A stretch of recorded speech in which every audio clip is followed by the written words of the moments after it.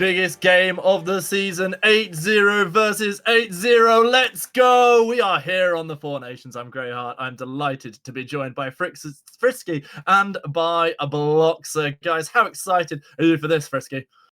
I mean, I was, but then you just called me what, Fricksky? So now I don't even know if I'm here for this game. So I guess I'm just, I'm not gonna hanging lie out to on the you, sidelines. I was tempted to lead him with a Tiny Temper lyric and be like, "It's Frisky, it's Frisky," and then I was like, "No, we're getting cancelled for that." So No, just let's not go. Let's not go. It's only spring. Let's not try to do that early on. But I mean, it's the most exciting game of the season at the very last day. The first game to start it off with. I think it's going to be an absolute banger. It's going to be great. Bloxer, how excited are you for this battle of the behemoths? I mean, the fact that it's worked out like this, that we get to have this massive 8-0 matchup right on the last day is wonderful. Nobody knew that these were going to be the top teams coming in, although I guess if you had have looked slightly quickly at the roster graphics, you could have probably predicted it. But the fact that it's worked out this way is so excited, and yeah, I cannot wait. It's so good. It reminds me of one of my all-time favorite comedy bits where there's a sports producer talking about you've got all of these different teams facing off against each other, and it's like, and we've got Liverpool against Everton in a match that's been described as on this weekend, and then we have the Titanic team of Chelsea facing against the giants of Arsenal, making both of the teams seem the same size. And that's what's happening here. We get two teams going up against each other who have very much seemed like they're head and shoulders above the rest coming into this one. But coming into this Frisky, one of those heads must clatter to the ground, and we'll see just who that's going to be. I know you've definitely got a favorite coming into this one.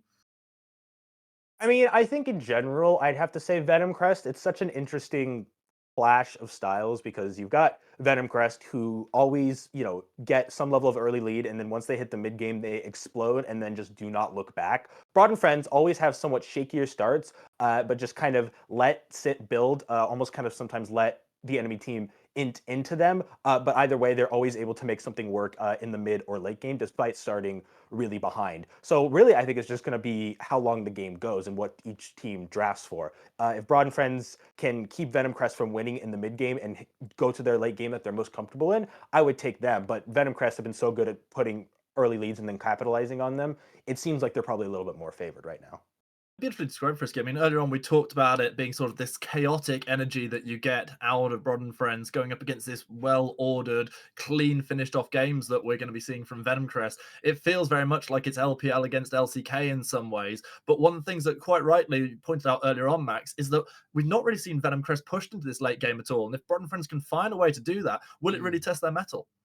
Yeah, it is, I think, the way that you're going to have to try play this game out right here as Broad and Friends, because I feel like for pretty much the entirety of this split, I've been a bit of a certified Broad and Friends. I wouldn't say hater, but skeptic. I'd say hater. Looking at the team, okay, maybe a little bit of hate right here, but mainly because when you look at how good this team is, they should have been winning all of their games way more convincingly. They should have been winning all of their games as convincingly as Venom Crest has, but they haven't. They have been so scrappy in their games. The fact that they're 8-0 after two massive comebacks that they had to perform, one of them against 200 Bandits, one of our other top teams. This team has not had an easy journey here, but that does mean that we've got to see them play in these late game fights where we just haven't seen Venom Crest. I mean, Venom Crest in their matchup up against Nuclear Vikings, I came away from that matchup really impressed with Nuclear Vikings because they kept it even for 8 minutes. 8 minutes, and I was like, yeah, that's a great game from the Nuclear Vikings. That is a great performance up against Venom Crest.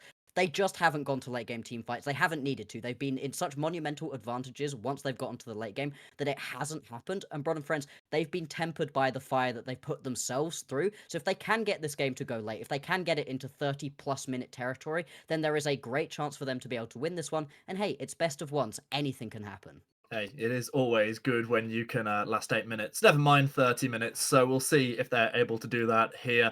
There's a lot of matchups we want to talk about. We've talked about the teams. We need to talk about the players a little bit more. We'd be remiss if we didn't fully intro those players, though, coming into such an incredible game. So let's have a little look at the lineups for both teams. We can see that over on the side of Broad and Friends, they are going to have Akers up on the top lane. They've got Tofu in the jungle. Beartree will be their mid laner. Sin and Jamsu rounding out the ADC support duo. They're going to be going up against Bust and Top, Phrase jungler, Air in the mid, Rhythm and Seneca as the bot lane duo. I know we want to touch a lot on sort of the the bot lane duo and how crucial they are and some of the champions around them, Frisky. But talk a little bit about how important it is, please, for Broad and Friends to have Bear Tree back in this game. I think it's relatively important. My guy Nemly, he's now my boy. He gave me some good banter on Twitter because I gave him some stuff about missing his Nico ult, pretty much whiffing it and actually giving Broad and Friends a much worse position in the game by doing so. But you have a guy who has a much larger champion pool, obviously, who has worked with the team better. Their best performances have always been with Bear Tree in there. I think it's going to be really important, especially against somebody like Air, who's had some really solid performances in this entire time. You got to be able to make sure that those lanes are going to be not too one-sided, and Nemly is a bit of a kind of one-trick, two-trick. Sorry, Nemly. It probably isn't going to be the best for this scenario. It doesn't mean we can't see him again, but it's super important the fact that they had their main person here. It's not unfair at all, to be honest, because there's a reason why players come in as substitutes, and the reality is they played a game last week where Mel didn't even get banned away. Not only did Broad and Friends not first pick it, it actually didn't. It just got through the entire draft because neither mid laner wanted to play that. That's not something I don't think you would be seeing if we had the likes of Bear Tree and Air in the game. So definitely has valid point to that one. Max, looking towards the bot lane duo, Sin, Rhythm, two of the players very much being sort of champion towards being some of the MVPs of this split, Rhythm especially having had some absolute standout performances. What are you expecting to see as these duos duke it out against each other? I'm really not sure how this one is going to go, simply because it hasn't necessarily been these bot lanes popping off in their individual lane that's been the big thing. Both of these ADCs and their supports with them are amazing in team fights, but in fact, they don't fight in the 2v2 that often. They can get kills, they certainly are able to, and when that happens, it's the supports, it's Jamsu, it's Seneca, who are really managing to push these bot lanes into fighting each other. But both of these guys, pretty happy to just sit, farm themselves up to 300 CS, and then wreck a team fight. Like you said, some amazing standout performances. Rhythm getting a pentakill in week 1, I think day 1, week 1 as well on the Jhin was just such an impressive performance. But are they going to fight in these individual lanes? Because to be honest, these junglers, Tofu, Phrase, they haven't really been looking at these bot lanes as places to constantly gank. They can trust that their bot lanes can do what they need to do, get themselves enough of a lead to be good in the team fights. They've been looking elsewhere. So if the bot lanes are going to be crucial in this matchup, maybe you actually do need to put a little bit more attention into the bot lane because both are equally as good. This is going to be an absolutely cracking game. I wouldn't want to miss a single second of it. It's right at the top of the table. And speaking of that table, let's have a little look at the standings after 8 games so far for each of the teams that has been played. As we said, Broad and Friends, Venom Crest, they are right at the top of the table. They are just absolutely dominating all of the opposition. Over on the other side of things, though, we've got teams like Aversio, Rise Gaming, who can see they're in 10th and 8th respectively. They're going to be facing off against each other in our second match. All of these teams that you see on the board here either have qualified or still will qualify. So have the chance to qualify. Aversio, even they're at 1 and 7, if they get the win against Rise, and then I believe it's Nuclear Vikings, have a bad result, there's still a chance Aversio can still qualify. So this is how the teams have done to get here. But today is the most important day. So all the way through our broadcast, follow every game that we're going to have on stream because it's going to be deciding some of those final placings and some of those situations that you can see. Any of those situations that particularly catch your eye, Frisky? As they disappear from view, and now you must remember them perfectly. I mean, of course, I've been remembering. I've always supported my guys at Versio. They're my boys from Malta. Are we keeping it up or not? Now it's getting like You'll never know. here. Yeah, we'll never know. It'll just get burned into my head, I guess, just very quickly. Versio is kind of been the lower team, but I'm always rooting for them. My guys from Malta. I do believe in them from Rise Gaming. I'm gonna actually give them a little support later on today to hopefully they help out. But I mean, there's a lot of different ways that this can go. I mean, Vertex can get themselves a win, get lucky against Good Chi, get themselves into playoff contention. Nuclear Vikings could still mess everything up if Versio get the win and they end up taking a game against 200 Bandits. We'll see how heavy 200 Bandits want to play. They might be really vying for a top 4 position, or they just might decide, nah, whatever on it. So that's going to kind of depend. But it's really nice that even on the last day, there's been no team that has been eliminated. It just means at the end of the day, it's all still a lot to play for. It's not like the Premier League where, some teams are at the very bottom, Southampton. But, sometimes you just we're really excited the fact that anything could happen today. We are very, very excited. We'll go back to turning all of our attention back to Broad and Friends versus Vedencrest again, however. And one of the things that we do here on Four Nations, which I absolutely love, is we have a little 1v1 to decide side selection. And the side selection competitors are Sin and Hayes. Even going into this one, you always feel like Sin maybe has that slight edge as, one of the active roster rather than the coaching staff. But and Max, any thoughts on what sort of champions you think we might be seeing coming into this one? As I'm sure we'll get it on screen very shortly. I don't even know. We've had some We've had it absolute all. bangers. We've also had, two Tryndamirs that just right click each other until somebody wins. So it really is anybody's game. Okay, hang on a second. It's not a 1v1? It's apparently it's not, but it's something different. Let's find out what it is. Oh, that's gonna The be game a of little bit dodgeball. of Mundo Dodgeball in the Baron Pit. Take it away for me, Frisky, and Max as well. I mean, just dodge the cleavers. I mean, that's what, every 5 seconds? I mean, just do not get hit. I mean, it's so hard to have the reaction time to dodge them. They have decent hitboxes, and that you're so close. Like, guys, you got some more space to use. Move back. Like, Why Sin's would got to you do use that that? space at the bottom there. It's working out, though. It looks like Sin has metagamed this a little bit more, right? Oh, he's got Ghost. I just realized. They got- both yeah. have Ghost. But he He procced it went early. Ghost way earlier though, and it seems to have worked out for him. He just needs to land this is- one more. This is what I was talking about. Though this is going to be ADC versus coach, and it is going to be ADC. That's active why players he's the take win. coach. Mundo takes the death and the win simultaneously, as only Mundo can, and all of that means, I assume, then that Broad and Friends get side selection out of this one. How important is that going to be coming into this match, Max? It should be vital. Blue side has been significantly stronger recently than red side has. There's some okay counter picks, but the number of champions that are just way too strong to allow through onto a B1 has been almost an ever-increasing list. Now that we've got Mel back in rotation, she's not actually that strong overall. If you check her solo queue win statistics and everything, it's not that great. But once a Mel does get enough of a lead, it can just be so annoying to play against, and people don't really know the strategies against it so much that sort of also ended up on the list of things you have to ban on red side. The Skarner 2 still 100% ban rate right now in the LPL. It's such a long list of things that you just cannot afford to let through that it means your bans are so squeezed on red side that blue side has just been significantly stronger. And even with all of the bans you're forcing your opponent into taking, the B1 picks are still incredibly strong. There's a lot of very strong skirmish-heavy junglers that we've been seeing picked up a lot recently. We've also been talking about how strong the Jinx is. Maybe you want to just get rid of it. At the same time, if you don't, despite the fact B1ing Jinx is always a bit of a risk, both of these ADCs are so good on it that you can potentially just pick it up, not just because you're good on it, as a takeaway. Getting the side selection here is huge.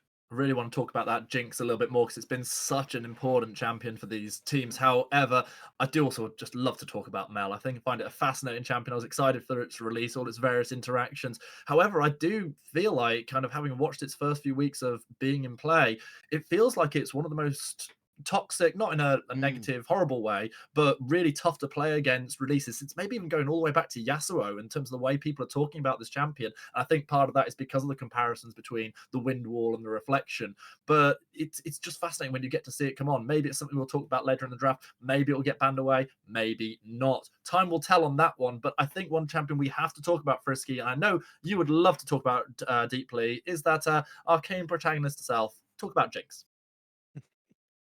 Well, the Jinx is, clearly the most important champion, I think, for both teams. They've both done very well with Jinx. Obviously, Broad and Friends, even being a late game team, obviously you really want to have a Jinx, not just be able to push more, but dominate these late game fights. Venomcrest, obviously, still mid game, but we've seen Rhythm on Jinx. I think we all, maybe most people agree. I think Rhythm's probably the MVP of this split. His Jinx games have just nonstop popped off. I think giving them the Jinx will be a very big mistake. I mean, Broad and Friends could do something kind of against it. I think Vi is also a very important pick for that. The other arcane protagonist, funny enough.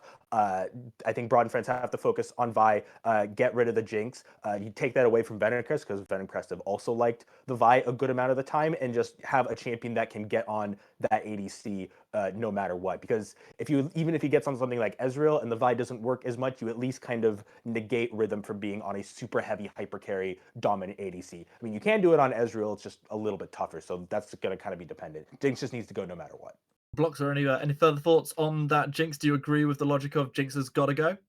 I think so. I think both of these teams find it way too strong. I think if it does manage to escape that first round of bans, it's likely going to be one of the first pickups we see. Interesting if it will actually be the B1. I wonder if Asbrod and friends are on the blue side, they're going to feel forced into having to pick that one up. Maybe that will be a good little bit of draft adaptation over for Venom Crest. Maybe they can feel a little bit safer to take some other things. But it's not just been the Jinx. I think the Jinx is the best example of the archetype that both of these ADCs like to play, but it's been other things like the Tristana, the Jhin, all of these champions that can just do horrific amounts of damage in the late game and that can just get themselves through the early game, aren't under massive levels of threat, and that don't worry too much about the other top tier of ADCs we've been seeing in the Callista and the Misfortune. I think the hyperscaling ADCs as a general point are going to be very important in this one. We are theorizing no more. We are into the champ select screen. We're going to get to see these bans coming through thick and fast. Victor taken off the table, first of all, immediately followed by the Respect Skarner ban. Not a surprise. I mean, the Skarner, like you said, 100% ban rate in LPL. It's pretty, well regarded, just something to ban no matter what. They still can't really Just figure get out rid of how to it. balance the champ. Yeah, just get rid of them, even with the nerf. The mail ban actually really interesting on the blue side. I actually would have liked Broad and Friends to maybe look for that early on.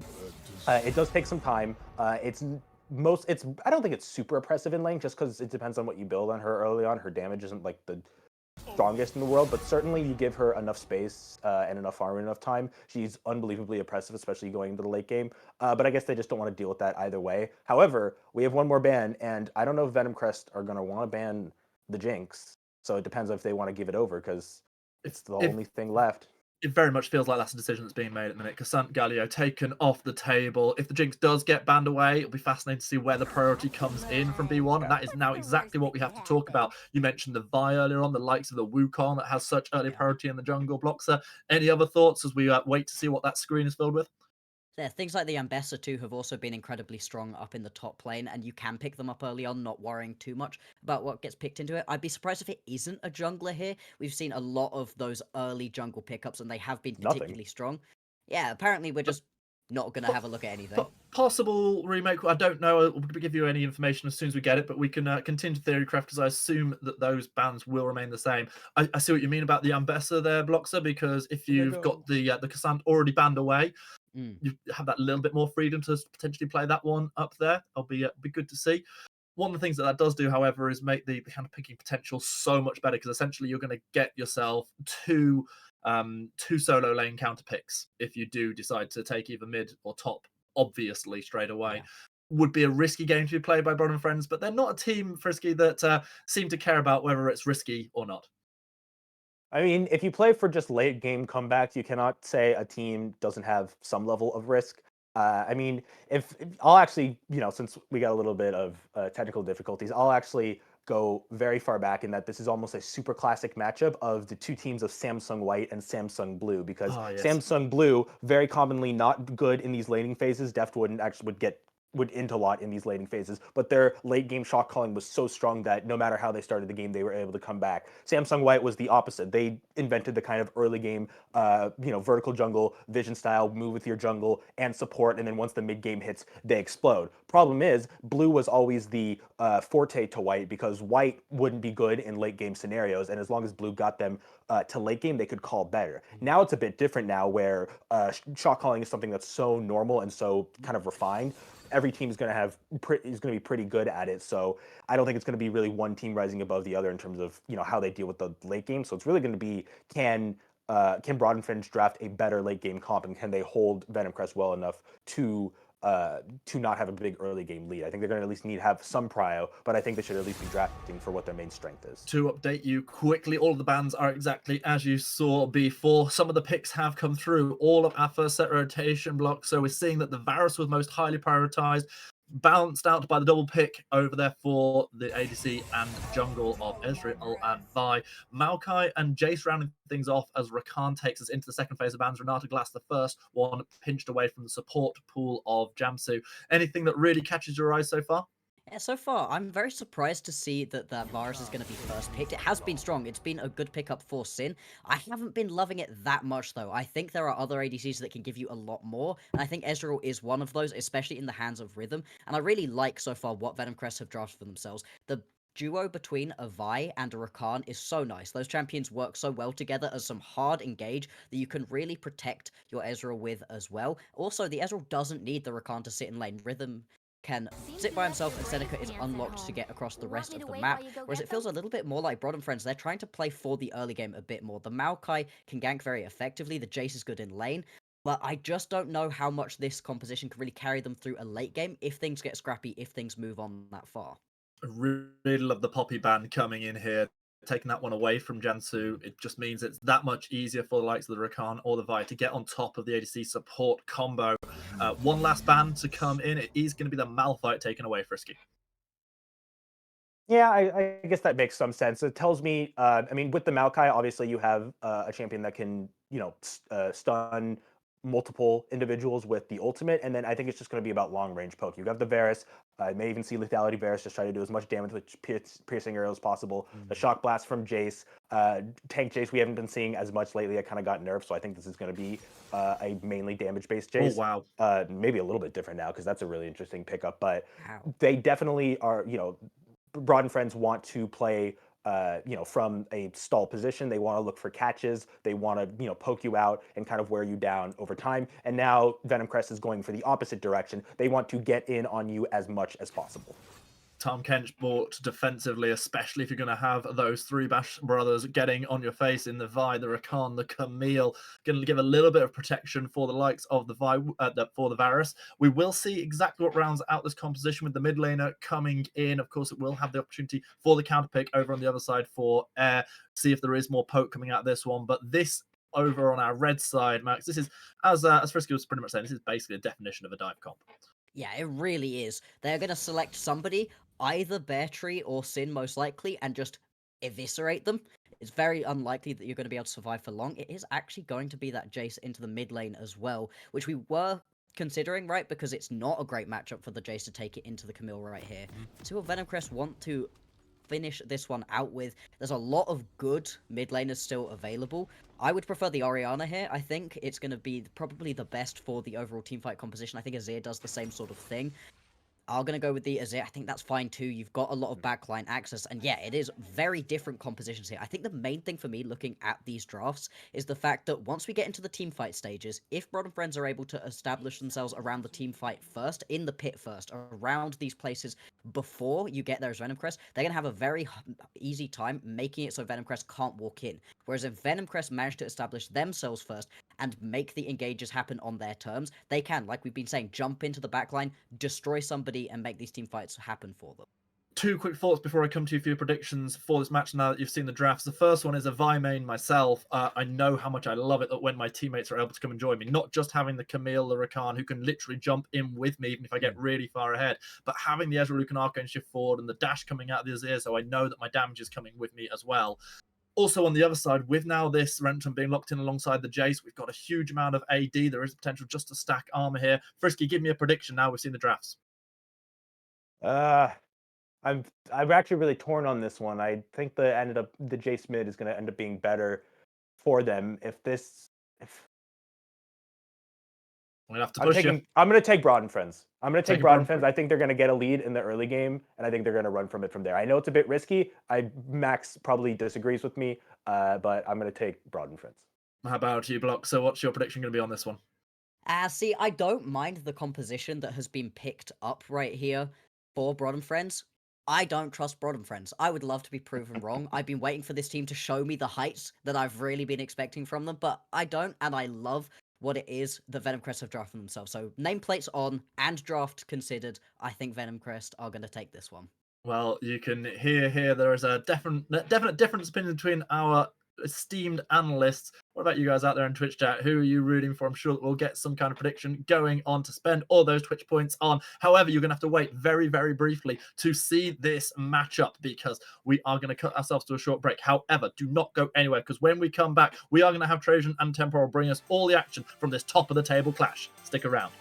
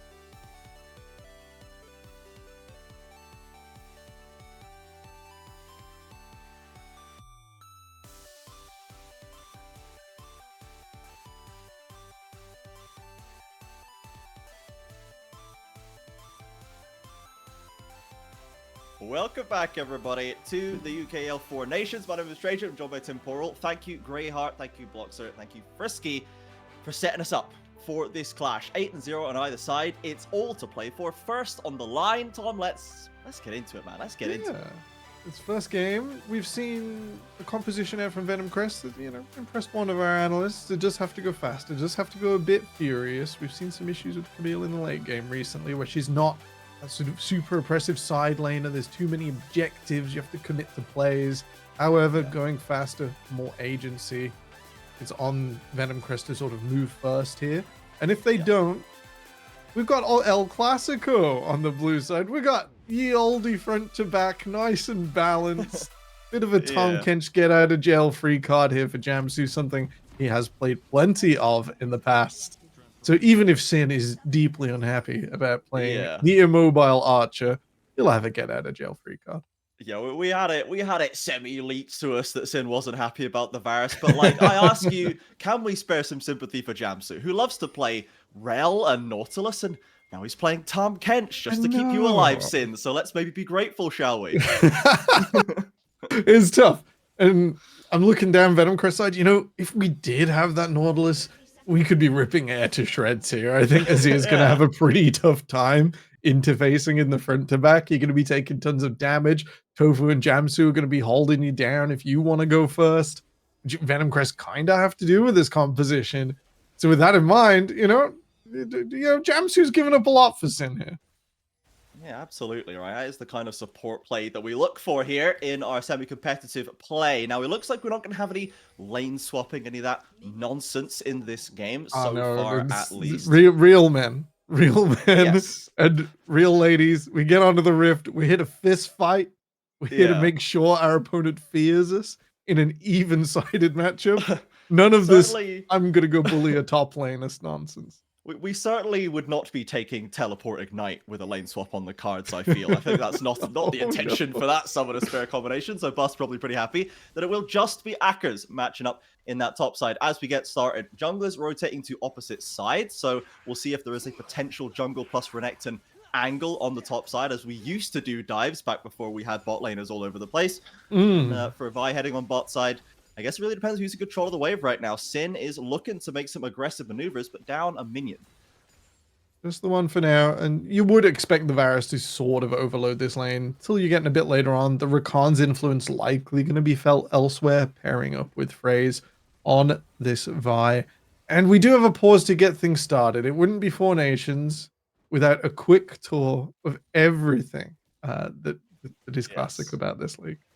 Yeah, we need every single screen type that we can see. We have been informed it is a short pause. We'll be back before you know it, everybody, so never fear.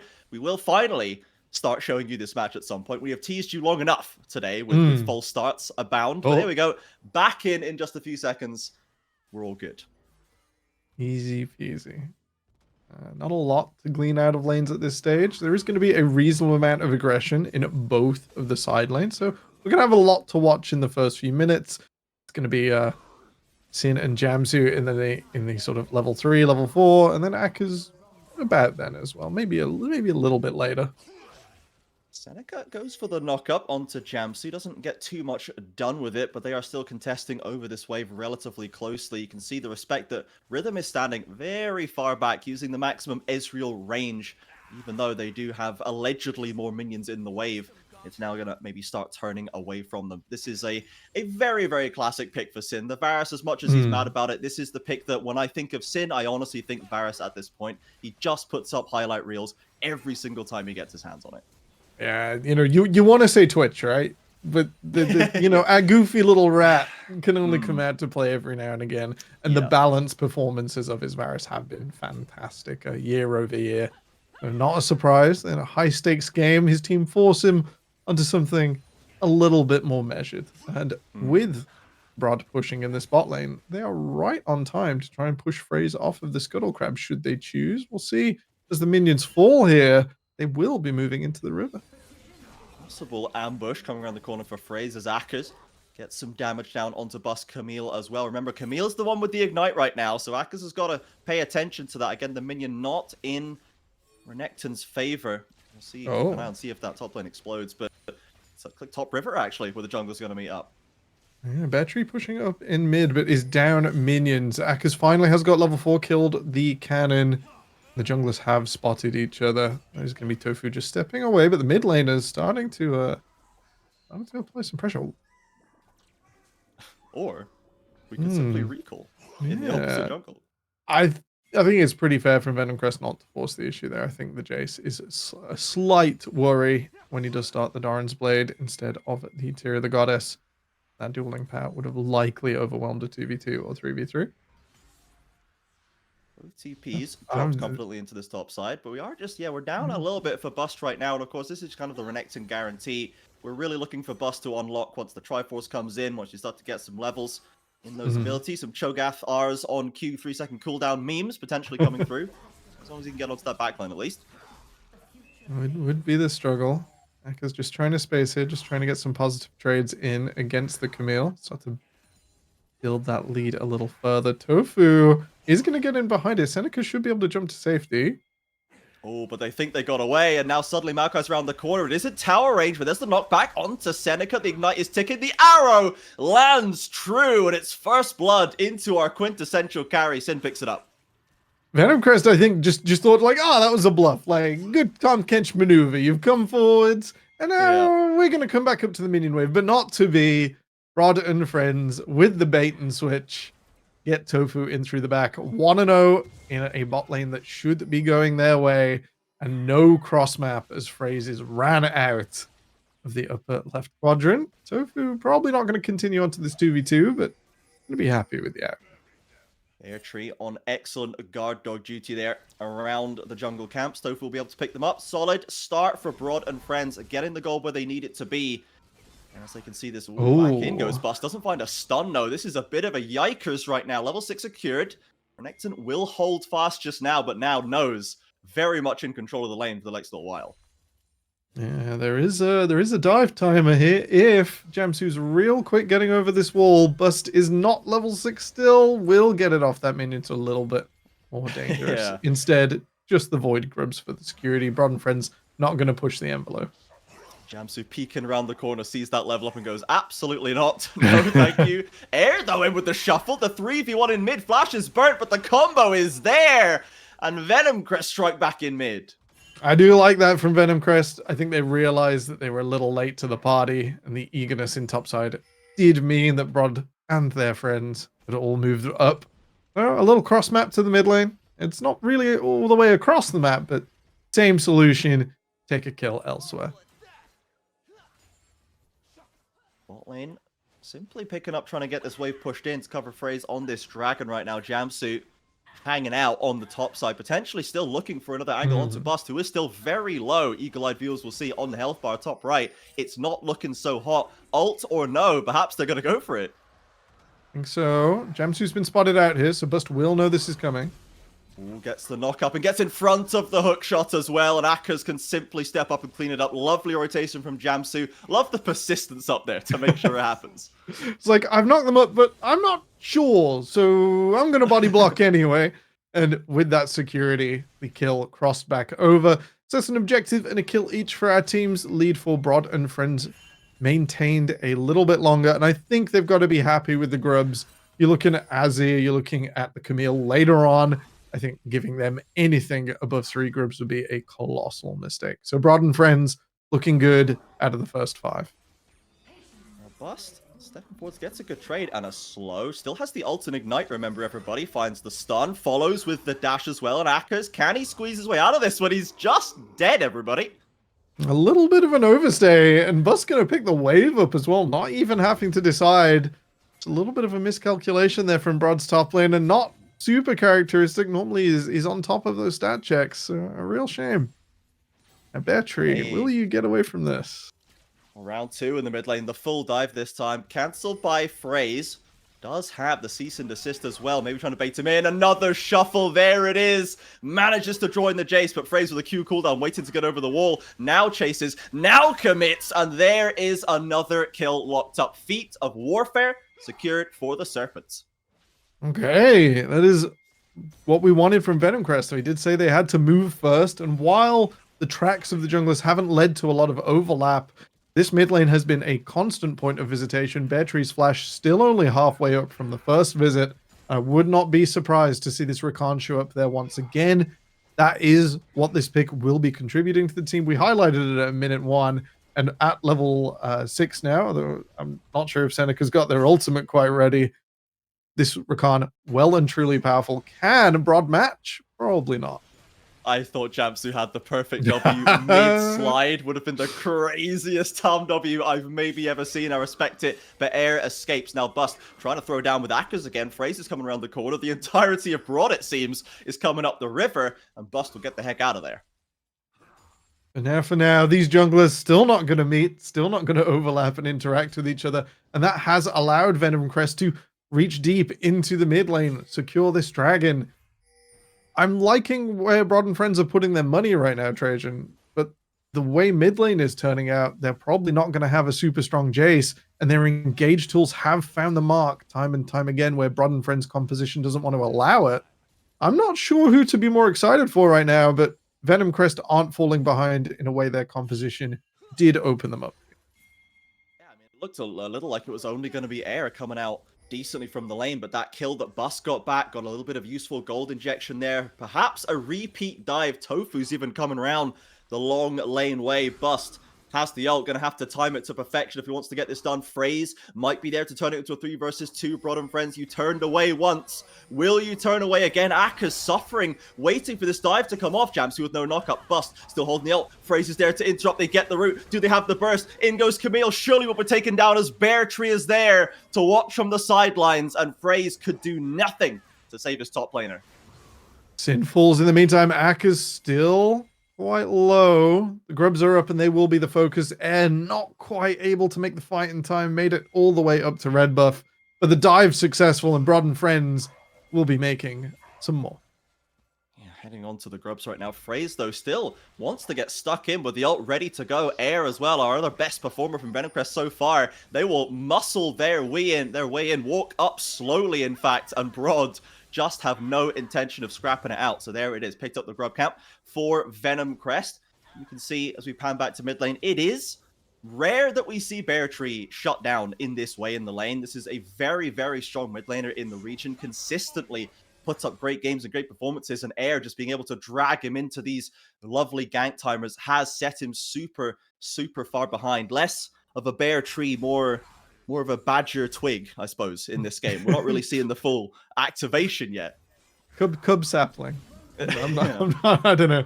It has been a few weeks away for Bear Tree. Can't remember off the top of my head exactly how long as Aka's decides to start trading the health bar with Bust. That like Cleaver starting to make a little bit of a headway. King's onto the bottom lane, Dragon up soon. That's Venom Crest getting on to Sin once more. There's the flash combo and beautifully executed. Phrase on a killing spree. Now Seneca, Rhythm, and Phrase with the TPs flying in. Broad will not suffer this unpunished. They commit everyone down there and will get the counter kill on the Venom Crest jungler. Shutdown secured and instantly pulled back for Tofu. They've had enough of the snakes on this plane. Revenge in the bot lane for the Broads. And with the jungler down, a shutdown onto Phrase. That'll surely be the dragon as well. Once Akers has pushed out this lane, they are paying with some top tower and Bust. You know, if I was going to gamble that anyone could be a little tricky under this tower, might be the Camille. We'll watch how Sin does as he approaches this. This is not risk-free for Broad. Yeah, he's got no summoners.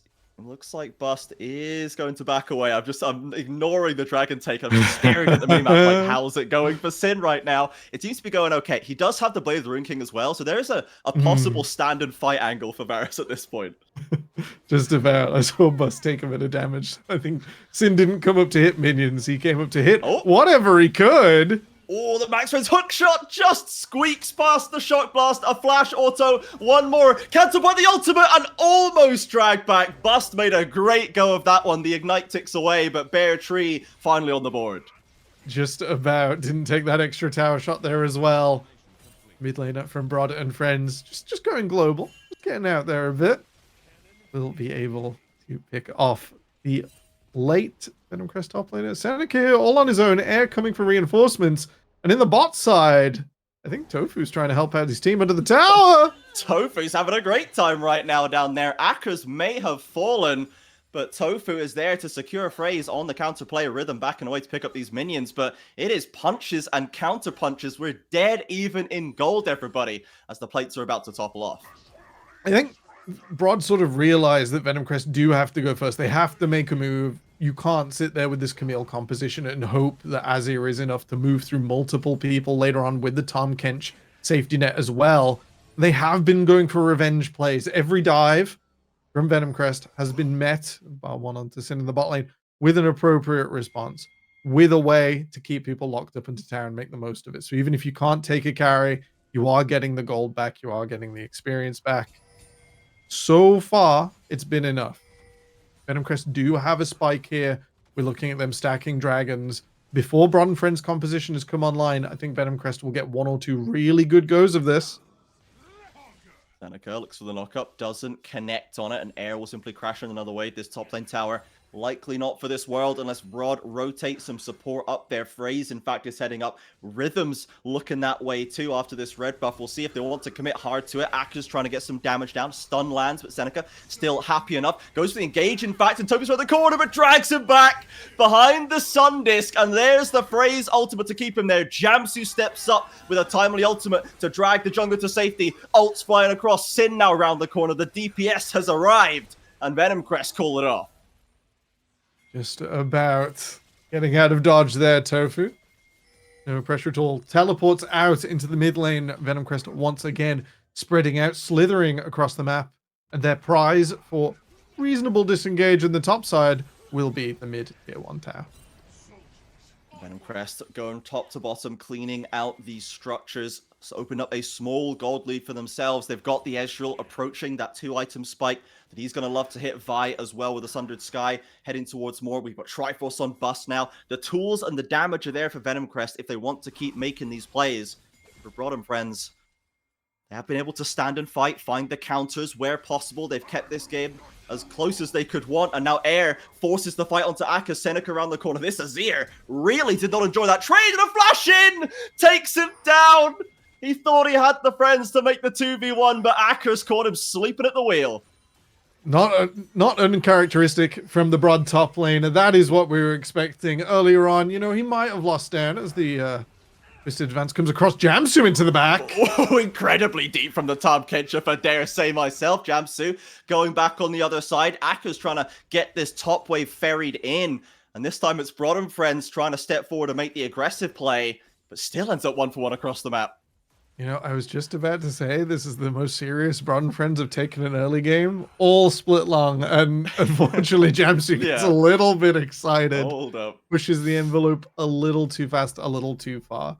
I could see what Air was going for on the top side there. If you do get your 3 Sand Soldiers on top of each other, can go toe-to-toe with the Bruiser, even like the Renekton, that bonus attack speed. There's a world of wonder. Unfortunately, Aka's tonight is just him. He really had a bit of a him moment, and Air has been mostly successful in the "oh look at me, I'm too far forward in my lane" kind of plays today. That's kind of how Beartree's lane went entirely wrong, but that time tried to run it for a 3rd time, and Akka's just took his head off. So maybe we need to see a bit more restraint from Air, a bit more of the backline Azir going forward, as currently matched up into Beartree again in bot side. So bust into Akka's, trying to manage that 1v1, play the ranges as the Camille still would like to scale up. The Renekton, a terror right now. 30 CS up with a few kills and assists in the pocket as well. Really tough sort of object for Venom Crest to have to move through as well.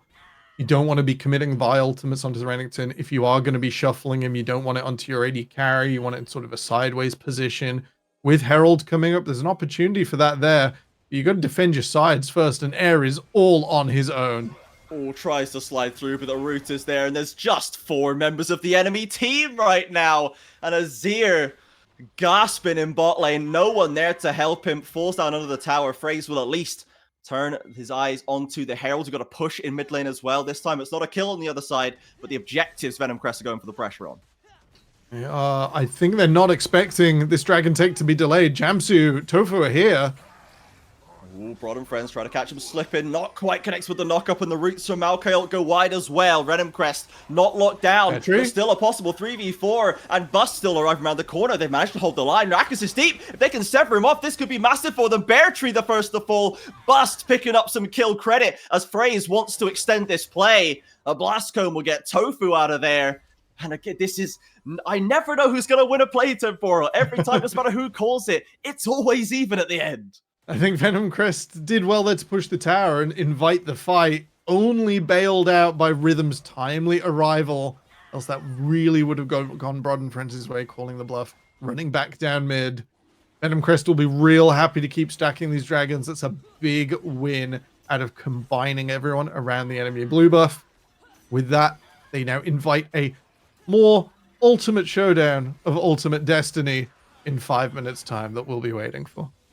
Honestly, so far, I could not ask for more from this top of the table Clash Temporal. We are so even across the board. We're seeing both of these 8-0 teams come in very, very seriously. They are really want to get this best of one win and take their lone spot at the top of the UKEL Four Nations standings. Air now on the bot side, dropping the towers again. Bear Tree relegated to a 0 wave clearing duty, but Bust now making his way into the bot side jungle, potentially looking for a sneaky ambush. Camille's at a bit of an awkward point now, with no Divine Sundra this season, with no big tank item that suits second.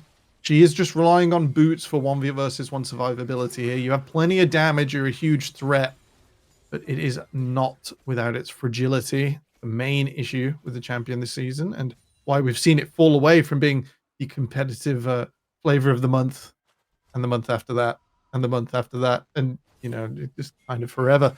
With Articon up, this is going to draw everyone together now. The big team fight pieces are prepared. Air's ultimate is going to absolutely sting. Whoever it catches, the get out of jail free card of Broad and Friends really has to align here, or this is Venom Crest's best chance. They're on to Sin. They drop the ultimate as well. Here comes that Ezreal ultimate, but this is no backup, and they don't have the damage to step forward. It's 5 Broad members standing strong in the mid lane. A big win there. The Camille too fragile, and Akers has arrived unchallenged. Tofu comes in, but bounced under the tower, goes back to 1-for-1. It goes unstoppable somehow, and pulled into the Tom Kenshall, I should say. Akers pulled out on the front line. Air sliding 4 for more, but even the game couldn't catch up with how clutch that Tom ult was. Beartree does have a teleport back in here. He can try and really stretch this out. This is not a safe Articon take if I have seen one. Hearts and Venom Crest will also be basing Seneca. Okay. That was pretty close for him. Far too close for comfort, that's for sure. Gets to sneak away with his tail between his legs, but by all rights, that probably should have been a dead Rakan. That was real close. This is as close as it gets. Neither team wanting to commit to the take here. It's not like you've got another objective coming up, but as we've seen, especially in Tier 1 play more recently, there's a lot of nerves around Articon. Taking or even starting up this objective really doesn't invite the sort of old Baron fight we'd have, where it's like, oh, we've started Baron, you have to come fight us. We'll lose a bit of HP, we're advantaged. That armor and MR shred is absolutely devastating. Ray's just making himself known here. Has not quite got the range onto Sin. With this in mind, Ak is a little bit of a flank option. Can at least check the river. But starting that Articon, a real risk. And we're going to keep our eye on whether Venom Crest, who do have control of the river, do get to make a move. Bust popping the recall right now. I'm waiting to see a big second item. Ravenous Hydra completed for the Camille. That backline damage is very much activated now.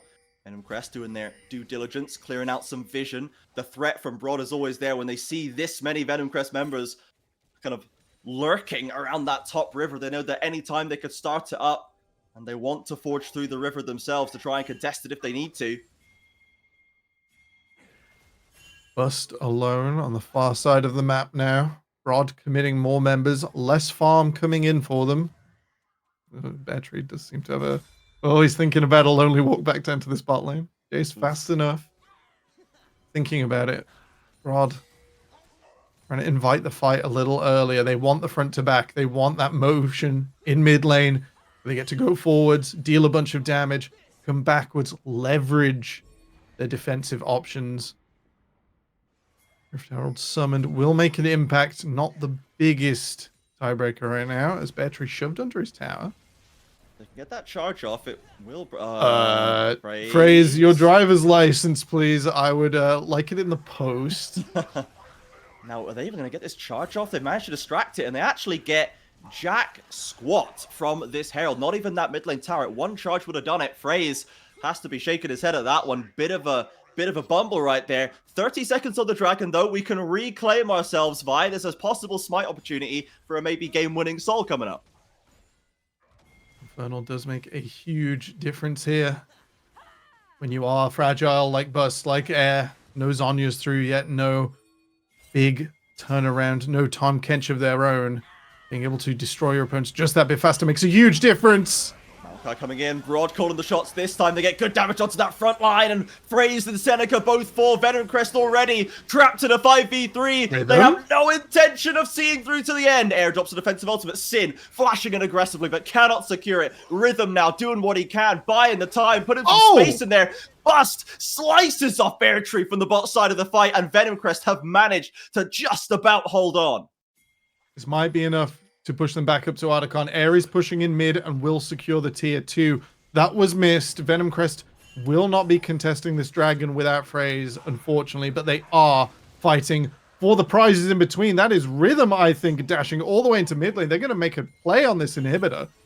Yeah, playing for the tower to at least open this one up. The recalls have been cancelled as Bust just sent it in. I imagine trading his life for the objective in the mid lane. It's a bold play for Venom Crest, but they will get the inhibitor and should get out scot-free. But this TP behind them maybe puts pay to it. Seneca watching, waiting, doing what he can. Akka's on his own right now. The rest of the team not in range. And Venom Crest, if they want to leave, they will be able to. But Seneca maybe wants to punish, and now the reinforcements are coming in, putting the friends in Broad and Friends, and Venom Crest trying to get away to safety. Akers needs to find a target, wants to find a stun, but is barely out of range. And Air now taking up the guard dog duty. Venom Crest, after all that, they still walk away. Inhib down, and no more lives lost. Neither team giving an inch as they meet in front of the Baron Pit there. Adokon is still up and ready to be taken on the minimap. Broad and Friends will have first move here, with a risk of teleport out as well. The super minions don't take too long to kill at this stage, and Broad and Friends do have the grubs to burn through these towers, but Rhythm is such a threat at this stage. Raze comes in aggressively, Bust locked up, and now they're committing onto the buy once again. It's a 4v4, no TP on Akers. The Ezreal ult hits everybody. Venom Crest with a good start. Bust drops the ultimatum, and Broad running for the hills. These targets are so low, and Air dives in to take it up. Sin is there. The front line is gone, and he is shut down. Venom Crest now. We just mentioned the Atakan. There's a Baron as well. They've got their pick of the litter up here. No teleport for Akers. Broad and Friends, they came together to revenge their mid lane inhibitor and restore their position on the map, but spread too thin in the moments past. They will have to concede to this Baron, and no cross-map prize in this tier 2 tower. Looks like Venom Crest are going for the double. Bear Tree is nearby, but he's all on his lonesome. A voracious Atakan as usual right now. The damage is solid, but there's just no presence from Broad and Friends right here. Venom Crest take it all on the top side. They are buffed up on a, what day is it? Monday evening. They are completely goated right now with the buffs that they have. The inhib down as well. They've got top, they've got bot. They could just commit for a push, but that does not seem to have been their strategy today. It seems to be mostly dangling bait in front of Broad and hoping that they take it. It's worked out so far, and it has allowed Air and Rhythm to be the difference in the front to back. The composition isn't as good at it, but I'm looking at a 5-0-3 Ezreal. It's massively strong. This Azir is an absolute machine in the front to back. The character's strength was pushed later into the game. Was that at the start of last year? Has it been that long already? Oh, but right now, it is working wonders in the Kingdom of Venom Crest. Seneca putting some deep vision right now. Broad moving as a pack through their own jungle. They know their game is on tenterhooks right now. One more big team fight loss, and an Atakan buffed, Baron buffed Venom Crest could just storm right through the gates and end this one and take first place in the standings. Jamsu Wing into mid lane, but only Rhythm and Seneca there to offer a little bit of pressure as the towers continue to topple on the other sides of the map. Akka's right now pushed under his tower. should have a reasonable ability to stand up to bust, but the damage is starting to get out of hand. Because we'll need to reinforce this top side if they're to hold it, but unfortunately is engaged. Oh, Bust is really starting to sting right now with this Camille. The healing from the Hydra as well, making these trades so easy to take. Even if the Atacon buff wasn't there, Akers just has to concede. So the double cannon minions will do the work for Camille. Venomcrest standing patiently, waiting. They know everything is in their favor. All they've got to do now is not overplay their hand. Rod stuck in their own base. Grey health not even enough. Keep Jamsu safe. Oh, speaking of overplay, Rhythm caught up with the root and is going to get withdrawn, as is Phrase, who queued over the wall straight On into the other a Maokai side. ultimate. Bust, they're working on the inhib. I don't think he's got time to take it cleanly. Akers with an ult will at least force the Camille back. A stumble at one of the last hurdles for Venomcrest, and this game will continue just a little longer. The prize there, another tier 3 tower for Venomcrest. They're taking their time with it. They do not have the grubs themselves. Staying a little overexposed here. Seneca not holding flash, but can go pretty fast over this wall. Seneca again, always on the front line, always taking that risky face check, and Tofu now goes in there, but it hasn't been another successful bait. Venomcrest have more members on task, ready to go. Jamsu the first to go down, and Tofu soon after. He just can't resist it, Temporal. He sees the target. He has to go in. It was really juicy bait. We've been talking about how Venomcrest have been orchestrating these fights. Seneca once again keeping the PvP going. Rhythm flashing forwards. Oh, that is the confidence that we love to see. Rhythm really getting into his groove right now, as Sin trying to get back to base desperately, but there ain't no dashes, there ain't no front line, and godlike goes the Ezreal as Venomcrest can crash into the base. They don't have a wave quite prepped just yet. They've got a medium-sized one in bot side. The only NLC team to keep their lowest spot in the Four Nations. The only one to not give it up. The only one to go 9 rather, and 0 in the regular season. Beautiful from Venomcrest. They will put a bow on this one and call it done. Clean sweep for Venomcrest in the Four Nations. Rod and friends, they kept it close all the way down. Every play had an answer. Every aggressive move had a drawback that they had to suffer on the other side. But ultimately, Venomcrest managed to put it together. And they go completely lossless in the winter split. I wouldn't be surprised to see these two again in our finals. And I think Broad did step up today. We've had reasonable criticisms of the early game. It's clear there are some things to still work on. They slowed down Phrase a bunch, which was great. They got in on the grubs, which would have made this so much easier for Venomcrest to start shredding through the towers that they were running away from fights into. Those little concession picks would have snowballed out of control faster. But it wasn't enough today, and Venomcrest look absolutely fantastic right now. Yeah, love to see that change of pace from them as well. I love a bust Camille, I will say. I never sad about bust Camille. I like when we have players like Refresh and Bust in the league just to pull that one out sometimes. Rhythm on the Ezreal as well, because normally it's all carries all day. It's late game insurance for this guy. But he went for the mid game and closes it out by flashing forward just to say, no, I am not just a late game beast. I will take this to you. Oh, okay. It's done.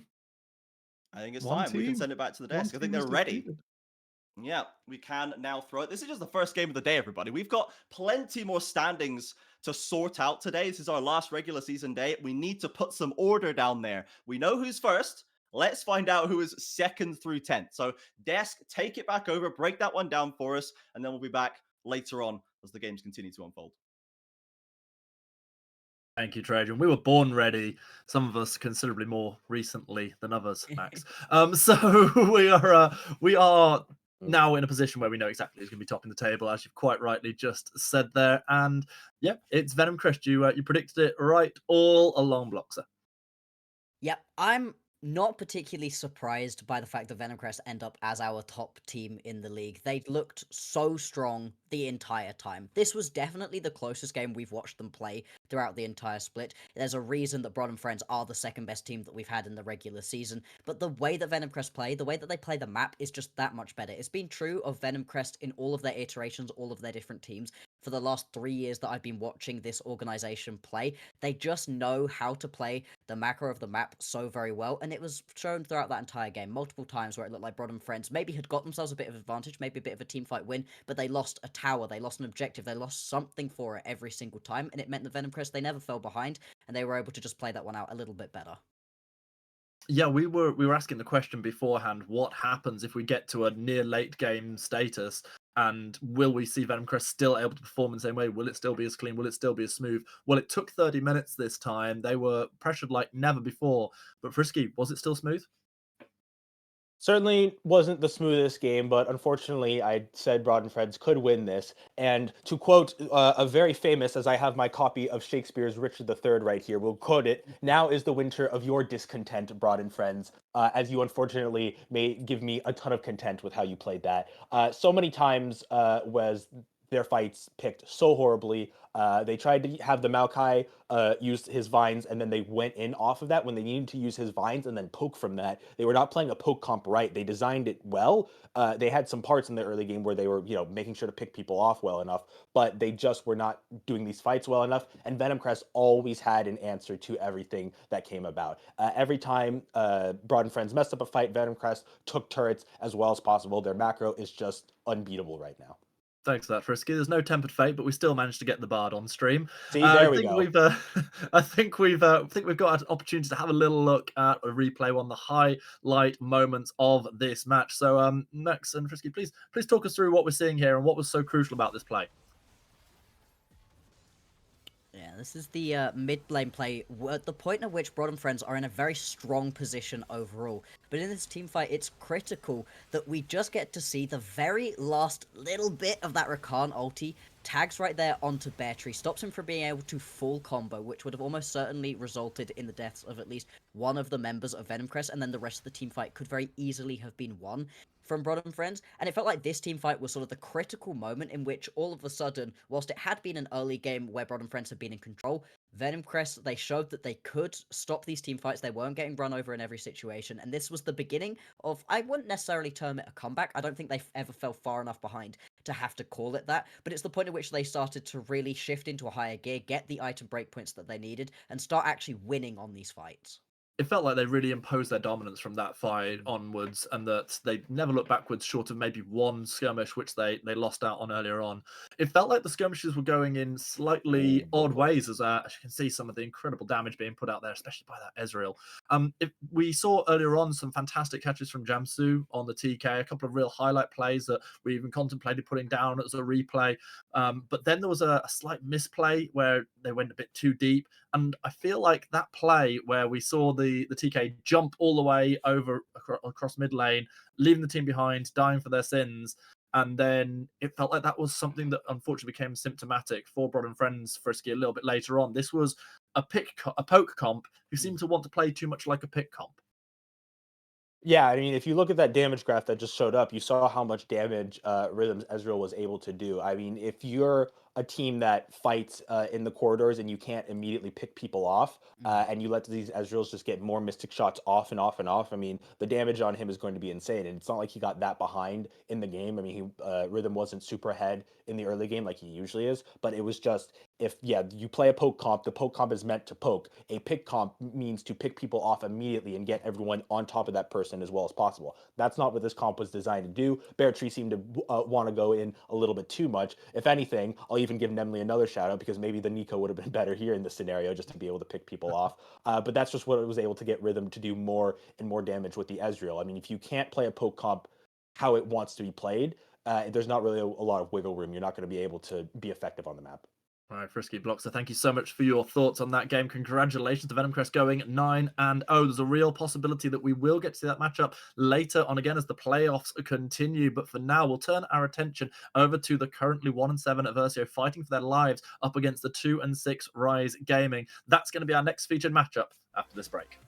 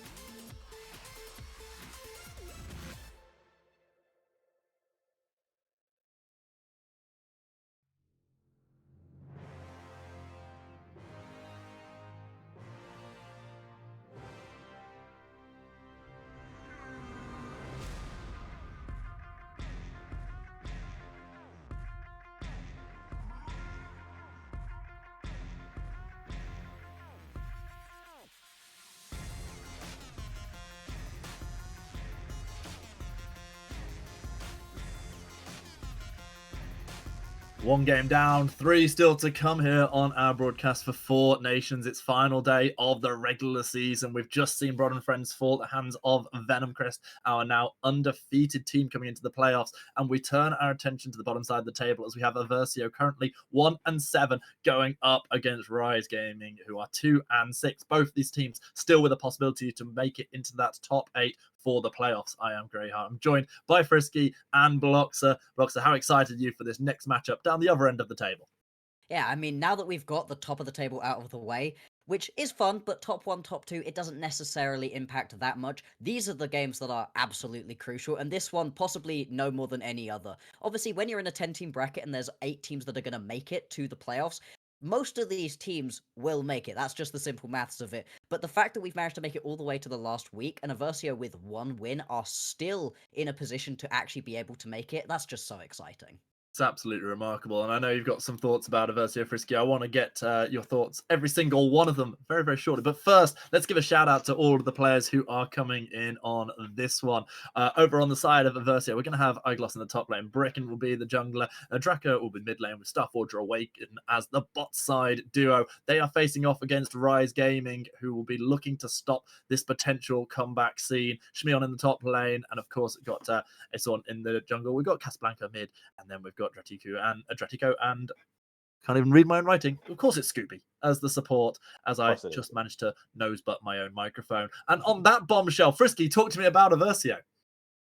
So I've been, kind of supporting Aversio a little bit. I've liked some of their early game plays. Obviously, they are, they're the last place team by definition.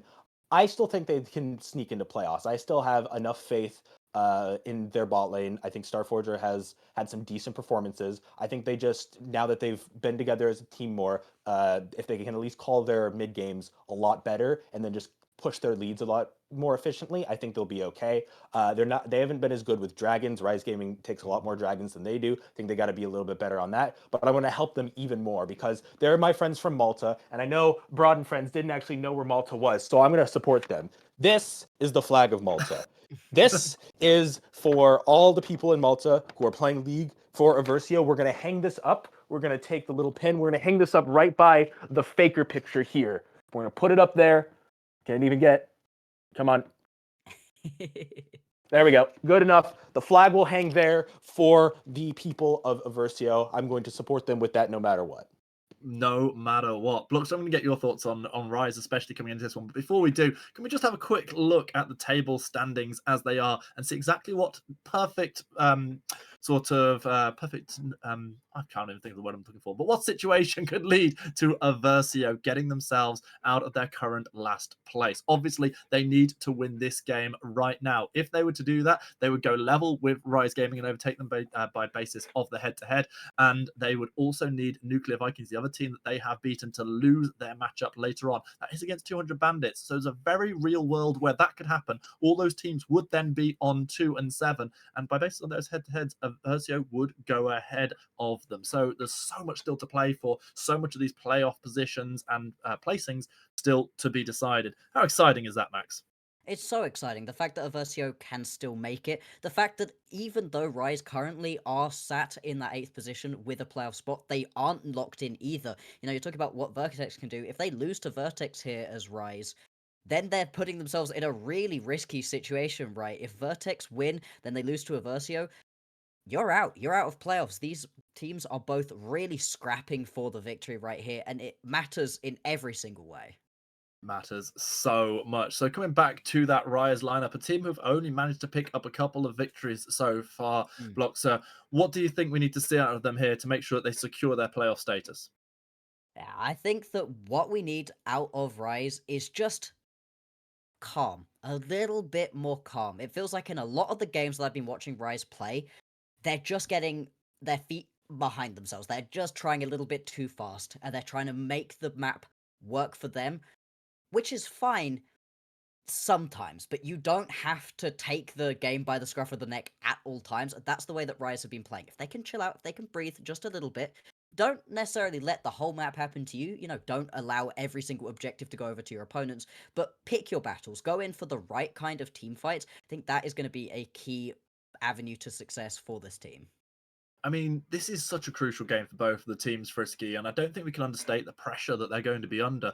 For them, the reality is that because they're these bottom place teams, the chances at the end of it being in the final of the playoffs is definitely slimmer. So this very much could be their Waterloo here, where it's the biggest battle they are going to be fighting and making sure they don't drop out in that 9th and 10th position. What sort of difference does it have having that pressure being on your shoulders coming into a game like this? Oh, it's completely different. It's very similar to just, playing on a stage for the first time, playing in front of people. You think it's not that different. You think the pressure will get to you, but it's a completely different scenario. Especially here, both teams know that this game needs to be won. Rise Gaming, yeah, has a little bit more comfortability, but nobody likes that anxiety of waiting for other teams to either win or lose to get themselves in, because you can't have any control over that. So there's a lot of pressure on there. But I think the most important thing, anytime you're in pressure situations like this, is don't don't forget the way you play. Know that, however you play before. I know both these teams haven't had a ton of wins, but they have at least a couple wins to base themselves on. You know what you did well in those games. Be confident in your style, and don't let the pressure get to you. Know that, hey, we're going into this game and maybe the most important game, but it doesn't mean we can't rise to the challenge and get this win. And it's both teams really important in being confident. I think especially at Versio, the newer team, just be confident when your mid-game leads. Like, push harder, be a little bit more adventurous. Know that you guys are good enough. You can push these leads and fight even more. Try to put some pressure on the other teams. Try to break them down, if anything. Sorry to interrupt you there, Frisky. I was going to say we are very, very close to being able to bring you the champ select that's going to be crucial for both of these teams, which we're going to have a lot of fun getting to talk about. Before we do, let's see who's going to be getting side selection, courtesy of a little bit more of our Mundo dodgeball. So we're going to be returning once again to the Baron Pit, Max. All right, round number 2. Now, we saw in the previous one that using the ghost early on was helpful. We'll see if either of these two have it, first of all, and if they are going to use it as early on at this point. Right now, Shmion is getting just wrecked, totally. Shmion, come on. Again, you got to use more space. You got to be, dodging in the back more. Like, especially if you're low health, you got to be a little bit defensive. Try to have a miss more, lose some health, and then, counterattack again. Look, he's literally just standing in the front. He's ready to go. He's like, you're gone, buddy. One more cleaver and... Ghost has been used. Another infected cleaver catching onto the back. Just a tiny bit of health. You can't even afford to throw any more cleavers. Draco flashed away from that one, styling it out. And that is going to be the final flash in response. We are going to get one cleaver back into the back of the non-corporate Mundo. Draco just waiting for their moment. They do that was smart. Yeah, I haven't... Well side done. selection. Just trade the cleavers there. Just have it throw in your face so you know he's going to be right in front of you. That was good. Yeah, that was clever. And that's a Versio locking inside selection coming into this one. Again, we've talked about how critical that can be. Such impactful, powerful champs. Question sort of to either of you here. Max, for yourself first. Is there a particular champion you think for either of these teams that would be really crucial to be able to get their hands on and arguably is ban-worthy? I think for once, all of a sudden the Mel isn't as powerful. Obviously, this is not necessarily the champion that I think is the most powerful, but it's worth mentioning.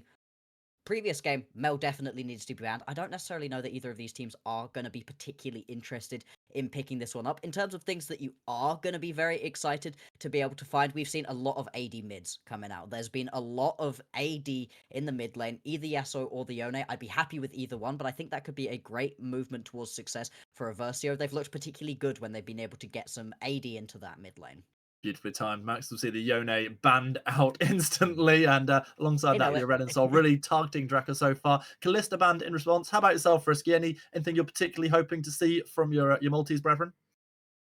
I say if you're not super good with your early game, play more to the strength. If you're not super good with your mid game, play the strength of the early game. Play some stuff that just kind of wins lanes, even if it's not necessarily the best. Just try to overwhelm the team with a really strong early game lead. Try to get some stuff that's really good in the lanes. So maybe don't focus on team fight stuff as much. It may seem a bit silly and scrappy, but in a one best of one, sometimes you got to pull out the stops to get yourself into playoffs.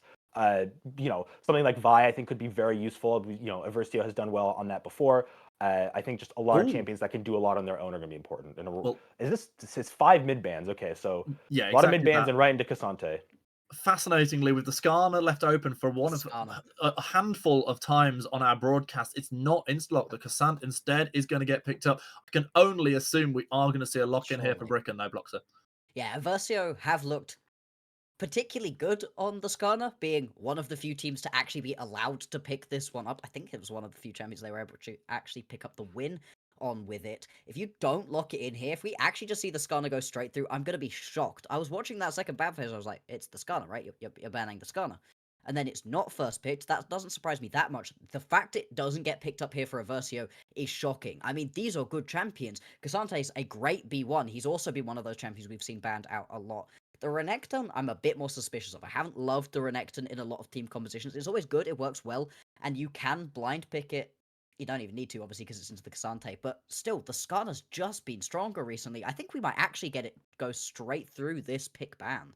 Certainly looks like there's a very real chance for it. Feels like if it was going to get locked in, it would have been done by now. Of course, Draco having won that dodgeball that we saw, or dodge cleaver, which sounds like a much more dangerous game. I mean, I've heard of it being important to dodge a wrench, but dodging a cleaver seems even more vital. Having done that, of course, selecting red side, you're going to get yourself multiple counter picks. Already having a top side counter pick, going to be able to get a mid lane counter pick as well. Not at all prioritizing the Skarner for either team. Frisky, what are your thoughts as we're coming to the conclusion of this first phase of the picks? Well, Rise's draft, I think. I'm trying to think of which team was trying to bait out the Skarner more. Certainly, I think Aversio picked the Renekton Sejuani to have a very strong front line, and then if anything, kind of counter that into the Skarner, maybe something that can deal with it a little bit more early. But Rise's counter, I absolutely love. The Zyra jungle, I think this is going to be a Zyra jungle, can't do a ton early, obviously, but can handle people coming into her very, very easily. Obviously, with her vines, her giant ultimate, I forgot the name of, the amount of damage that she can do is insane. Stranglethorns. Yeah, Stranglethorns. And then the Ezreal, which we just saw in the other game, if they can't kill it immediately, just be able to poke a ton on the disengage. This is a really good counter comp so far. I mean, the Syndra does a decent job in still keeping people off, so it's really going to depend on what they put for the ADCs. So, really worth noting here that we're not seeing a fourth ban coming out on red side. That is just a mess up. It's not a deliberate thing that's happened because of some penalization. That is just an accidental. Well, it is a mess up, but it's not because of they're not being penalized here for anything. No, I know, but so the team itself messed up. That's very interesting. Exactly. So that's interesting to see. Why Yasuo, is the response. the Yasuo not a mess up? Why have you banned Yasuo? You can see the Renekton and the Do they think it's going to be a Syndra bot lane or a Yasuo bot lane? We're not in season 9. But... This was the question I wanted to ask you, because when I see Dracula locking in that Syndra, I would start asking the question: is this so much of a comfort pick that you're sacrificing the fact you've gone red side, you've got the perfect counter pick opportunity, or is this something going to be fun for Starforger in the bot lane, who we know can play ABC's Bloxer? Yeah, I mean, I would love to see Starforger actually pick up an APC. I'd be very surprised, though, because why would you in this situation? It isn't going to be particularly good into the Ezreal. It's not exactly the sort of champion where you can use those APCs to the greatest effect. One of the best things about them is that you can hit a lot of long-range poke onto the ADC against you. Ezreal can do that fine, and there's things that are great still available, like the Jinx. We've been talking this champion up so very much earlier on. Hello? I'm not talking about it. It doesn't matter. It doesn't matter. Right now, the composition that you've got for Aversio is so good on the straight up front to back team fights. And if you try to run into them, particularly with things like the Casante that we can see, you're not going to have a good time. There's a lot of front line that can keep Starforger safe right here on the Jinx. There is good poke, though. There's a lot of good poke on Rise. Jace annoyingly getting locked in, proving Max right on the AD mid prediction. One last lock in to come through to see if we can see Frisky right on the Zyra jungle, rather than it being the old school Zyra Ezreal bot lane. And that lock in coming very, very soon. Frisky, as I think we probably will see a support locked in now. Well, there's that Leona. And yeah, you guys, you're on fire with the predictions today. I mean, the Leona, I think, works pretty well, especially if you know that one team's going to have a stronger team fight comp. I think that just getting something that can take people out individually is better. I actually thought Aversio should go for the Rel here. Just pile on everybody in and, just don't deal with the disengage. Just get everyone on top as possible. I don't even know where they're going with their... That would be... I'm not sure about that one. First of all, Okay. They also all have TP. That was interesting for a second, but I think they're going to change that. I mean, I'm not going to draw too much attention to the fact that Asura currently has Ignite instead of Smite hovered over, so we'll see how that one plays out. But composition's now drafted. I'm just going to take just a quick prediction from you guys because we need to get over to our fantastic casters for this one. Bloxer, with the drafts in front of you, name tags on, name tags off. What's your prediction? I think we might end up seeing a pretty similar matchup to what we saw previously, where Ryze's composition with a lot of poke can win out in these early skirmishes, can make it very difficult to try to play around these objective fights. But also, straight up front to back is an easier composition to play. It's easier for teams who have been doing worse overall. So you're going for? Other than the Soraka, I don't love that. I think Aversio picked that one up. All right, I'm having a mild panic attack that as the screen disappeared, it was still Ignite, not Smite there for the jungler. We'll see how that one plays out. Frisky, what's your prediction?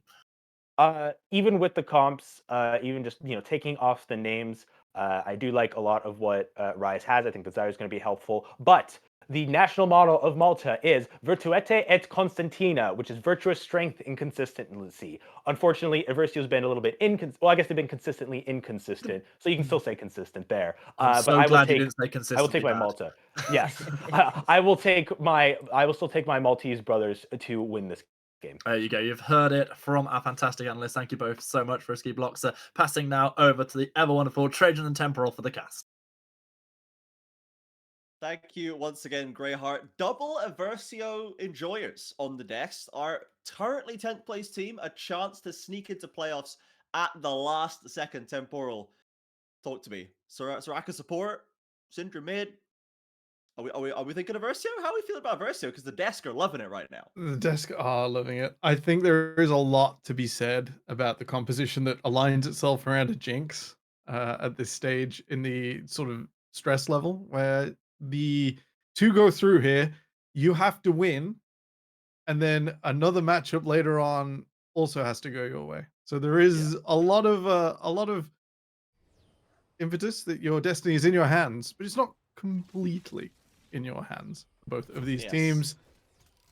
I do like the Soraka here. If the Renekton and the Sejuani can fill the gaps between some chompers, between Scatter the Weaks, they'll be keeping Ryze away from Aversio's carry. And on the other side, Ryze don't have to go all in. So it's going to be a little bit of a delicate balance, a little bit of a opportunistic situation. We're probably going to see, similar to Broad and Friends and Venom Crest, this come to a fulcrum around a big objective, because both of these teams farm quite well and will have a reasonably good time going later. Aversio trying to make aggressive moves into that top side jungle. Ryze will simply peel back.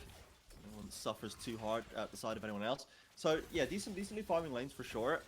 Given that we have, I guess for Aversio, looking at these matchups, K'Sante into Renekton, I mean, it feels like a matchup that K'Sante can manage out decently well. It's not one of these things that seems to have emerged as a massive, K'Sante Counterbrick or anything like this. And for Starforger and Awaken, just double ranged, including Jinx, feels very frustrating to deal with a lot of the time. Yep. So I don't know if honestly, I kind of like the way Aversio is sitting across all of the lanes. Like Syndra, even into Jace, like you've got to scatter the weak. If he ever tries to commit, you press your E and go no thank you. So it feels like Aversio on the lane stability side, if we're trying to build to a late game team fight, I think they've got decent tools to avoid suffering, at least before they get there. It's quite likely. Starforger taking that Mystic Shot at level 1 and just trying to disprove what should be wrote at this stage. Oh, that's brutal. When you are playing this double range matchup, you do have to both be attacking. So when that minion comes up for its last hit, there is a moment where the sort of melee and ranged companions can come together to gain position. And it seems Ryze managing that right now up against Aversio. I think if we saw a Starfall or two, that might have been a little bit tougher. But we'll keep an eye on the lane. Aversio will be fine falling back towards their town.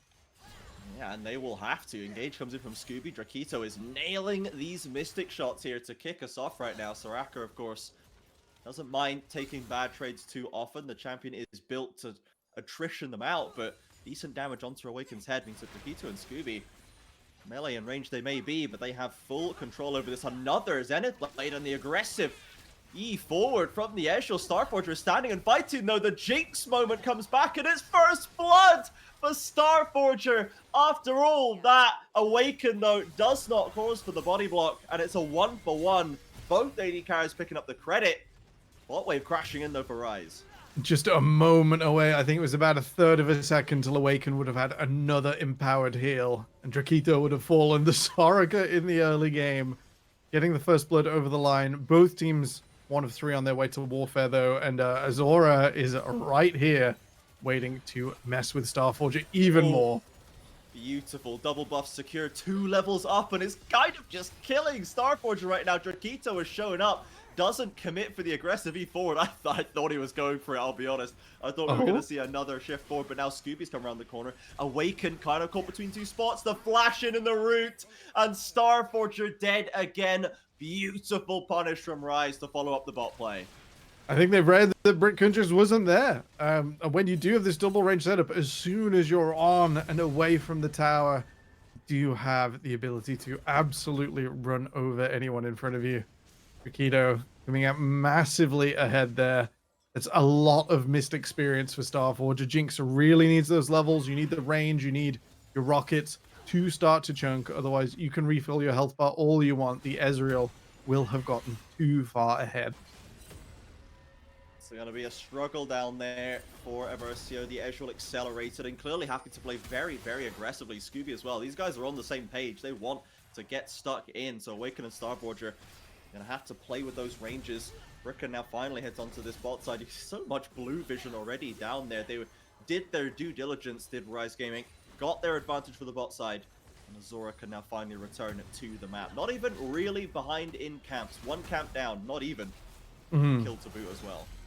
So much faster than the tanks. We haven't seen a lot of Zyra in the 4 Nations to split, but yeah, Zora's still absolutely taking heads on the pick.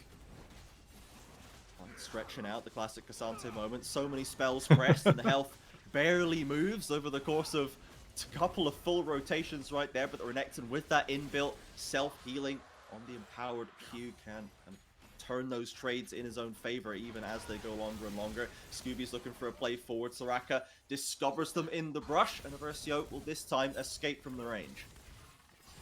A bit of a struggle. I think they are going to struggle in this bot lane to overcome difference once the Leona has enough money, has the survivability to be able to walk up. You really do have to go back to your fundamentals and your triangle theory. Try and stay stable in this lane, and it looks like Azora is going to be making sure that doesn't happen forcibly.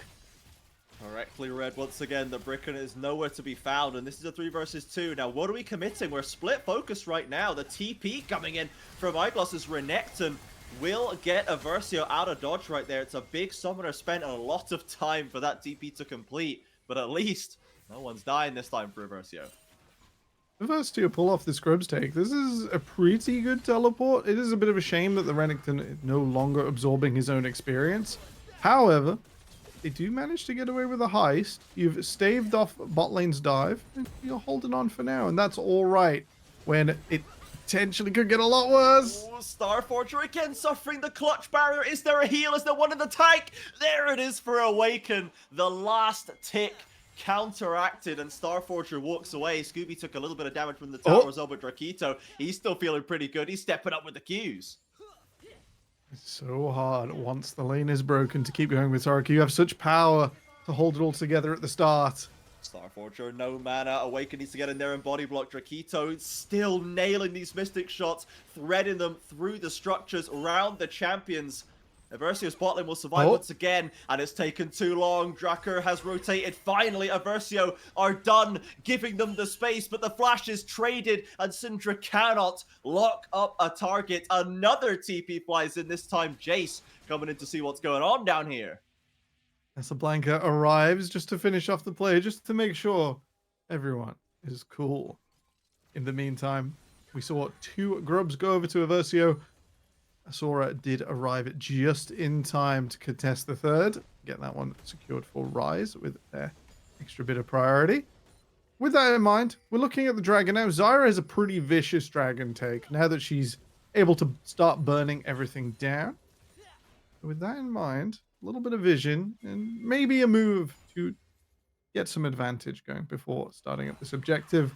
They should be able to push bot in it pretty easily. Starforge are going pretty low to the True Shot barrage here. Junglers again hanging around this bot side. Azora looking for an angle, but Bricken this time is ready and waiting with an ultimate on deck if things get a bit too spicy down there. Rise will have to walk away. No play found. Still 1,000 gold up, and Shmion actually with the knockback into the all-out forces the Dominus. There's a heal waiting if Iglos can find it. In goes the stun. Dashes away, in fact, and still ends up down on HP, but both summoners traded. Both top laners looking a bit worse for wear. Both flashes up as well. We'll have to keep our eye on that next minion wave. There is lethal for both characters there, and Shmion's health bar will have his resistances tacked back onto it. In the meantime, that is Rise spreading their advantage across the map. They're up 800 gold now, and the Dragon as well. They do have to sort of keep going there. They want to extend this lead. They've got primarily in the bottom lane over this Jinx, who is the fulcrum of this team composition later on. Scooby again nails the Zenith blade, forcing the early ultimate from Awaken. Ignite is down, body blocking is the Soraka, and this time Jinx steps forward, starts to peel back in. Level 5 still, but does have decent damage to fire back, and this is actually not a full disaster for Versio's bot lane. If anyone overcommits from Rise, they could give that reset over. A lot of tools used there, but they have got Starforger pretty much back to full health with the next rotation. Azora once again. Oh, there once again. Scooby with the Zenith blade and the ults are prepared. The 2v2 was alright, but certainly the 3v2 still a bit too much. I think Rise's jungler has spent a lot of time on this bottom lane, and that is a risk if you're starting to get cross-mapped. But they've got Aversio's number here in tempo. They have made the play work, and they're able to go back out onto the map, spend that money, and farm up even faster. We do have to see Aversio actually be able to attend and contest a fight. So far, their objectives have been cross-maps. They've been sneaky. They've been sly. They do have to stand up and fight sooner or later. With Jinx so far behind, you want to delay it as much as they can. It's going to be a painful 10 minutes for Aversio now. A golden destination awaits them if they can survive for a little while longer, but it's been a rough first 10 and an unfortunate second likely coming down the pipeline for them. Rise with an opportunity to push this. They've rotated Ezreal up onto that top side to keep this pressure building. Shmion is now going to deal with the double ranged bot lane down there. Interesting that they didn't opt to keep this 2v2 pressure going forward. It was working well for them, but evidently they want to switch things up. Jungler up onto that top side as well. The Grubs camp going to be started. Rise maybe just want all of their gold where they are, committing for the objective. I'm not sure the Grubs hold, super additional value, but always nice to have. Always nice to clean everything off the map. Get as much golden experience as you can. Bricken just holding Iglos here, making sure he's secure under his tower. And you're right, this is done numbers for the Aversio bot lane's farm. Shmion gonna try it in the 2v1. This is very risky into Soraka. The silence coming through right there. It doesn't mean that the instant knockback cannot come through. Shmion gets a nice little trade down, but can't threaten any all-outs or anything terrifying right there. Drakito still coming through, peppering Iglos down with the shots. Though the Renekton is making its presence known. Commits the Dominus, in fact, and Drakito's going to have to E away to safety. Still ends up as an E for R trade, not too bad. Shmion again stymied by the silence, but still finds the knockback. Starfire just to flash away. And look who's come around the corner. It's the Goon Squad once again. 2 more kills for Ryzen bot. I think Aversio got a little carried away in the source of the micro there, in the optimizations, in the excitement of maybe reducing Shmion's health bar into lethal range. It would have taken a long time and a lot of concentration, which might have been better pointed at the minimap. Unfortunately, Rise picked that one up, and they're doing great. They're heading towards their feats of strength now, almost there, I think. Ult was committed by Dracker here, and there's another 3-man dive coming through for Rise. The Zenith Blade not going to have it. The stun and the root certainly are. The damage is still there. It's easily enough. Bricken, though, with the ultimate. A Jinx ult flies past, connected with nobody. Awaken and Sejuani trying to get something, anything back for Aversio right here. But the re-engage comes through. Casablanca and Azora shoving back the Aversio duo, and Scooby will live to tell another tale. It's real tough from Aversio. I really thought Draco would be able to weave the scout of the week in there, survive the dive, cause even more issues as on Rise's approach. But they got him first. They flash in, they flash forwards. And yeah, huge props to Scooby for managing that dive. They have actually continued to accelerate their lead, which is really good for what they're looking for. In the next few minutes, they're going to have to show up at this dragon and continue to push forward. Trying to get some trades down, but Renekton there with the Black Cleaver on deck, that completed item. Starting to sway those short trades, at least gets around the Q. Shmiel actually still committing for it and is managing to make good on these plays, but cannot quite get him in range for an ult commitment. Because right now, we have had a moment of quiet down here bot lane. Finally, no one is getting dived for a hot minute. We do have a dragon coming up though, so potentially an excuse for Rise to fight it out of something else. It's two incredible things. I think that's the first time I've seen Casante's mana bar actually matters. Casablanca in the mid lane will find Draka. Yeah, steps back from the ultimate, but that just keeps him out of the safety of the tower. It's another successful gank. This Leona has been everywhere, has been everything in this Rise early game. 6 out of 8 kill participation, not bad at all. And looking to add a little more to that tally. Not spotted on that ward there in the tri-bush, but instead earlier up inside the jungle. That'll be Rise moving to take this tier 1 tower and possibly fade away into the dragon. Azora does so much damage here. Are they just gonna wait at the tier 2? Yeah, I mean, this already having Leandri's double books and sword shoes at 40 minutes is a bonkers start for Zyra in any scenario. And Aversio's bot lane have at least learned that if the tower is looking this dangerous, if Azora is in the area, don't even try that one. They've waited for Zyra to peel back for the dragon. They'd love to come back and just pick up some of these minions, but they won't be able to get any of them as the tower is hanging by a thread. Keeping it alive just to deny that extra wave. Slows Starforger down even more. And like his favorite Aurelian Sol, this seems to be a bit of a struggle to scale up in this game. Casablanca now trying to play interference onto Eyeglass. Trying to hold that E as well long as possible. Forces the flash over the wall, and Leon just presses B. Just, okay, well, no point wasting any time. Back to base we go. Renekton slips his way out of that one. Bot lane tower does fall at the end of all this play, unsurprisingly. Now Rise is going to pull it back as well. Imagine they've got some gold to spend. The inventory disparity is growing a little troublesome for Aversio right now. 5k in the hole at 15 minutes, and they have to win here to have even a chance at playoffs later. There's been a sort of creeping forwards of that gold advantage. As soon as you get back into lane, especially I'm looking at bot right now, 52 CS down. It's such a struggle. You keep up with opponents. Like if you have that enchanter, often you need the carry to be able to stand up on its own, and Rise was successful in picking out the Jinx earlier on, denying waves, really making it difficult for Aversio to stay in that lane. So you can't really leverage the Soraka's strength. You can keep people alive, but if they aren't able to deal any damage back, it gives you in a really, really unfortunate situation. Trepidatious, I could say. There we go. That's the word I was reaching for. It's a solid choice for sure, Aversio. Around the corner. Holding the tower hostage by minion. Yeah. It's sad. Okay. That's the resilience we got to see, Draka. Oh, nearly. Decent timing for sure. Azura going to pick up another objective though. We'll see where they want to drop it. That mid turret is not having a good time right now. Maybe they just want to keep the pace high, play through that Ezreal Leona a little bit more, or wait for a better opportunity to present itself. Interesting that we have Casablanca going for the Edge of Night first. I don't actually see that often anymore. Perhaps just trying to be an anti-Syndra stun or anti-Raw ultimate button as the game stretches on. I guess it's all right. You know, there's only one way that Rise will struggle in an upcoming team fight, and I think it's Scat of the Week onto Casablanca. Drakito and Azora all stood in a line.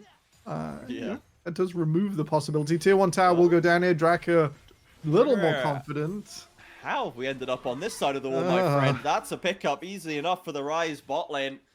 And Syndra gets a little lost on the way to lane right there. The flash is traded. Soraka will escape with a life. As top lane tower falls as well. And Eyeglass starting to put the pressure on Aversio with something to be glad about as Shmion has to back away. Right, difficult position in front of this tier 2 tower. Eyeglass getting the bounty isn't the smallest thing in the world, but they are still 6 well, 5,500 gold behind, which is not to be sniffed at. And he is stuck way, way from safety. But Okay. Zora, Yeah. yeah, Small okay. small targeting issue from Azor there. You get a freebie Possible- every now and again, right? possible calibration needed on that EQ on the mouse, maybe.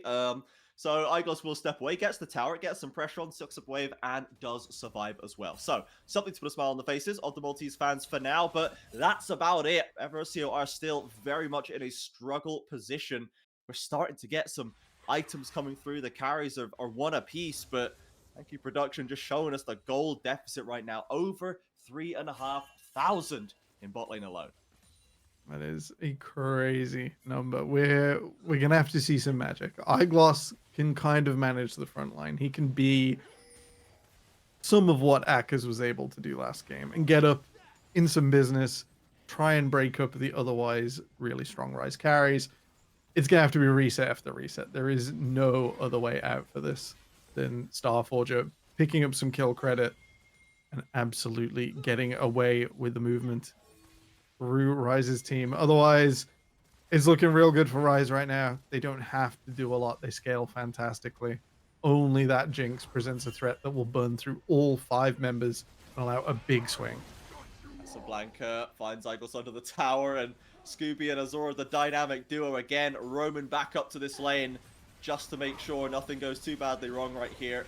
Iglos doing his best. The Jinx rocket connects, but there is no tanking Zyra to be found. So the tower is going to drop after it as well. Versio looking in the mid lane. Lovely ultimate, actually, from Rick, and predicting the E. Cleanse is there for Drakito, but that was a great attempt.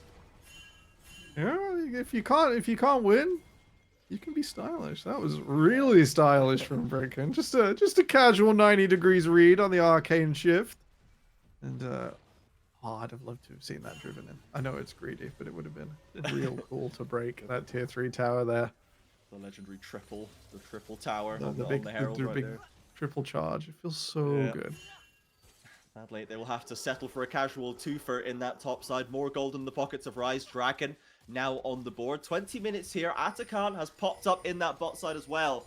And Rise, you can see them heading onto that bot side. Lots of objectives to pick up. Lots more dominance to assert on this side of the map for Versio. We don't currently have a Sejuani ult to play with. We don't have a Jinx ult to play with. There's not really a reasonable path forward here. With that in mind, we'll just cover mid. I'm gonna try and push that back. I think I'm a little concerned about the assignments with Anakin being there. I think, you know, if I am a Versio right now, I want to catch Rise doing this objective. This is probably the best PvP I'm getting for a little while, and I'd probably be trying to force the issue here. Not quite able to do it, not confident enough right now. We'll have to see them in front of Baron instead, is likely. Oh, Starforger takes off from a true shot barrage. That is brutal. He was at home, guys. Come on. Yeah, that's not ideal. It's not the fastest Atakan of all time, but it will get done, and there will be no contest. Versio choosing to take the recall, try and buy what they can, and we'll come back onto the map. Now, Rise, the question is, are we going to go for a pick? We're going to go look for these plays. These ganks across the map have been serving them excellently throughout this play. You can wait a few minutes with a Baron to come up to ease the power of that push. And they have an Osha, an Infernal Soul, I should say, to play with briefly after that. So, will they become an Atakan, you know, kamikaze squad, or will they simply use it to pressure out the lanes? There are at least multiple viable ways to use this buff at this point. I think Versio would still be absolutely ecstatic at the prospect of kills at 2/3 value at this stage. So maybe not the kamikaze squad, but Rise not being too shy here. Casablanca just regenerated that Edge of Night. Definitely not shy. I would not use that word to describe Casablanca's Flash E Jace Insect maneuver. It does get the flash out of Drakur, but they do not find the kill as mid lane Rise are committing onto this tower as well. Azor waiting over the wall, seeing if there's an engage to be found, a counter to be thrown, but it will just be another structure for a blue side team. It's going to be so difficult for Versio to pick anyone out on Rise. Not only do you have to traverse the Solar Flare, the True Shot Barrage, and the Stranglethorns up in front of you, but you got to get through a Locket of the Iron Solari as well. I'm really struggling to see a weak point here for Rise. It doesn't involve everyone in Versio flashing forwards onto Azora and getting caught in an ultimate. It's really difficult to play this one out from here as the base starts to come under fire. 4v4 for now right here. Rickon with an ultimate to offer. He wants to try and go for it. Commits onto that front line. It's only Scooby. It's decent damage. Not enough to get that first kill, even with the Jinx rocket. And a shot thrown by Versio does not find a foothold in the fight. Rise not gonna withdraw this time. Just gonna pull away, you know, with their legs, walking like most people do. In mid lane, and it is kind of shocking that Rise feel confident. That was a baited 2v4 there, and while Versio will get away, that is there's a mark of confidence. Rakito here. Zora just gonna try check over this wall. I'm gonna go for it just now. I think there's decided that this is altogether a bit too sketchy. There's confidence and then there's confident. Yeah, I like, think we're starting to see a little bit of the ladder. Yeah, wait a second. What are we doing here? Let's just back away. They're going to heal. They're going to head back onto the map. Casablanca, discovered in the brush by Starforcer. I think if you heard the sound check, or maybe you don't get one because it hits the shield. Burst is there. A Soraka ultimate and a barrier will keep Starforger healthy. Has to back away still as Igloss has popped the Dominus, maybe looking for a catch onto Azor, but doesn't get any purchase on the Zyra for now. Scooby wants a little bit more, but can't find it, and Versio will fade back. In the jungle for now. Still a minute 20 on Dragons, so you don't need to throw everything on the wall at it yet. It is the Soul, another Infernal this evening. Stun and ultimate lands, but Casablanca kind of just shrugs it off. The empowered Merc Tread's doing a lot of work today. It's a bonus. It's all right. It's doable. Drakito pushing up in mid once again. Rise just trying to keep Versio trapped in the base, farming both jungles. Pushing up is the word. Flashes into the base. Rise are sick of waiting right now. The shutdown comes out quickly, and maybe we did need to wait just a moment longer, blue side teams. We've given a shutdown away. Versio not looking the healthiest, but they'll take the kill every day of the week. It's a win, and Zora will not be up in time to run straight into that dragon for a clean take. So, Versio, you got 30 seconds just under now. Push forwards, defend your base if you can, and hope and wish here for something to go wrong. Here we go. Igloss in behind. Gonna try and slow Rise down. Duncan comes out looking for a stun. Isn't gonna quite reach anybody though. The Dominus comes out, but they need to grab hold of someone to hold them in place. Let the DPS do its work. Get Starforger on that passive. The front line suffering. Scooby about to go down. If there's an assist to be found, that would be lovely. But we've abandoned Jinx. We forgot the carry. We left him at home. And the kills come in. Rise waste no time on the flank, and Drakito still doing mondo damage with these Ezreal Qs. Awaken having to work double time to keep the heel toe. Casablanca over the flank. Again, these carries from Rise, the solo laners. Every time a Versio think they've got a window, it gets slammed in their face. Double kills abound, and Rise head for the base. Azora on the Zyra will arrive just in time to walk in, flash an emote, and rock through Versio's base. It was a strong comeback fight there at the end. It is what they needed to do. It shows a lot of resilience, but not enough. As it Shmion and crew start to destroy this Nexus. The style points to boot. The double ace in the end. Starforger off the Fountain, Drakito. The guy just cannot miss today. What a performance from Rise. They needed to send a message to earn that playoff spot. And dropping a 16-3 game like that against the Versio certainly makes a strong case. Now, they still have to remain at the whims of the rest of the four nations. I believe Vertex do have a chance to ruin their day if they claim an upset win later on. But for now, at least, they have done what they can. And they'll have to leave the rest in the hands of fate. Difficult decision. We have had a Team Vertex versus Good Chi off screen. Don't think I've got a result in for it right now, though, but huge standings implications there. And most of all, in the Nuclear Vikings versus 200 Bandits game. And would you believe it, viewer? That's scheduled last this evening. So we will be going right to the wire on many of these positions on our table.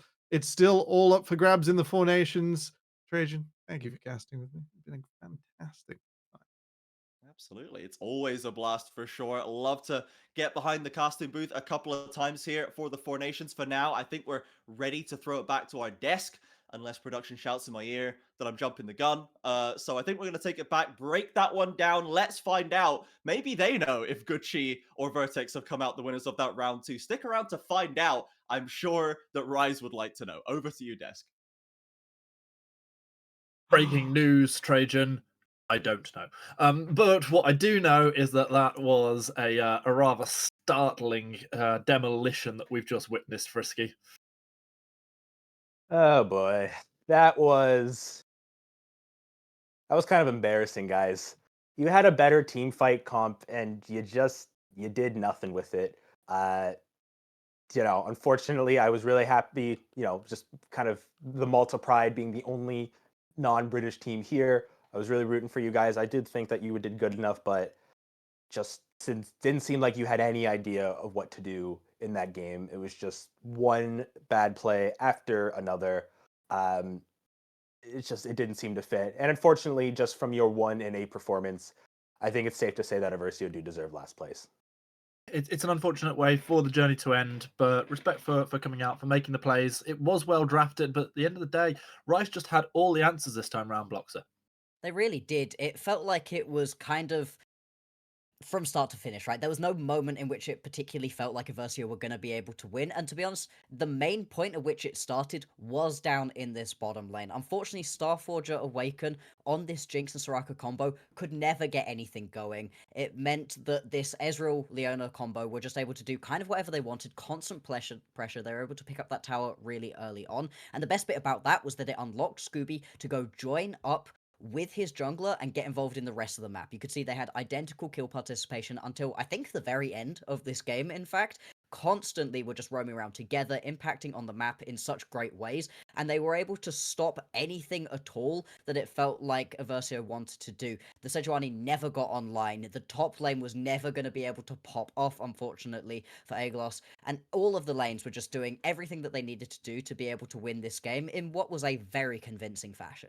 It is sadly unfortunate when you raise a small cheer at 25 minutes when Sejuani finally gets a stack. One final act of desperation is this play that we sort of see coming through, and unfortunately, it doesn't quite work out perhaps the way Aversio would have hoped, but they gave it a shot. Look, he got the Heartsteel stacks off this. I'd consider that a win. I mean, you go forever not having it. You finally get those stacks. You should be really happy with that. But this was just trying something at the very end. They were split on the map. They thought maybe we could go for a TP play. They do a decent job at catching out.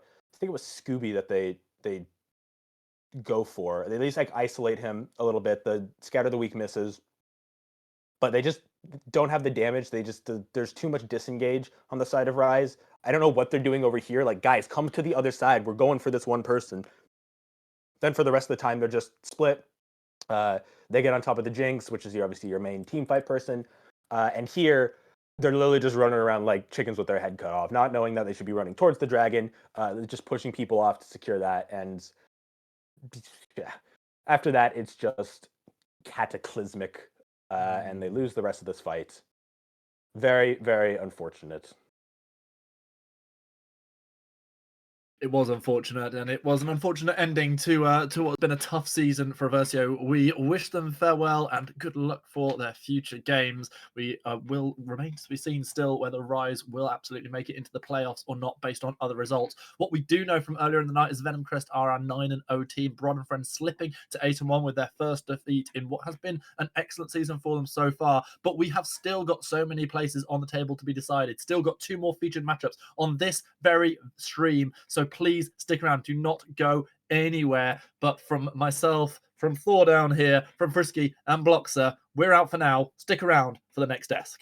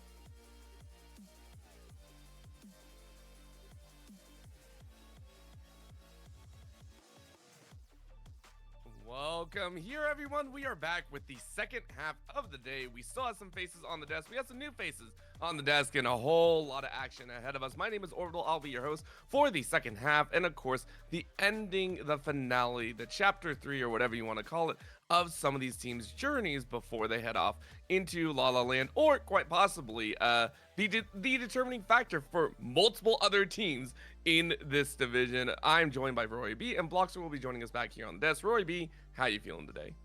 Yeah, I'm feeling pretty solid, honestly. Seeing the matches so far, we've had one pretty back and forth and one stomp, which honestly is an improvement of last week's 2 stomps that I covered. So, in theory, that means our 2 for tonight are going to be 2 back and forth slobber knockers. Yeah. Oh yeah. We're sure to have something of that nature. Yes, I do think so. Bloxer, what are you looking at here? Because I mean, we were here for the first half of the day. You were taking a look. You were, slightly intrigued by some of them, and then maybe not so much for some others. How are we looking at today's matchups between Belfast Storm versus Paragon and 200 Bandits versus Nuclear Vikings? Oh boy. Paragon, 200 Bandits, they're the same team. They're pretending to be 2 different teams. They're not. They're the same team. They play in the same way, where they make you think that their opponents are gods and are gonna win for the first 25, 30 minutes of the game, and then all of a sudden, nope, they're just gonna win. They're just gonna pull a win out of absolutely nowhere. No, I am too harsh. Both of these teams are really good. I definitely say that they're coming into these matchups as the favorites.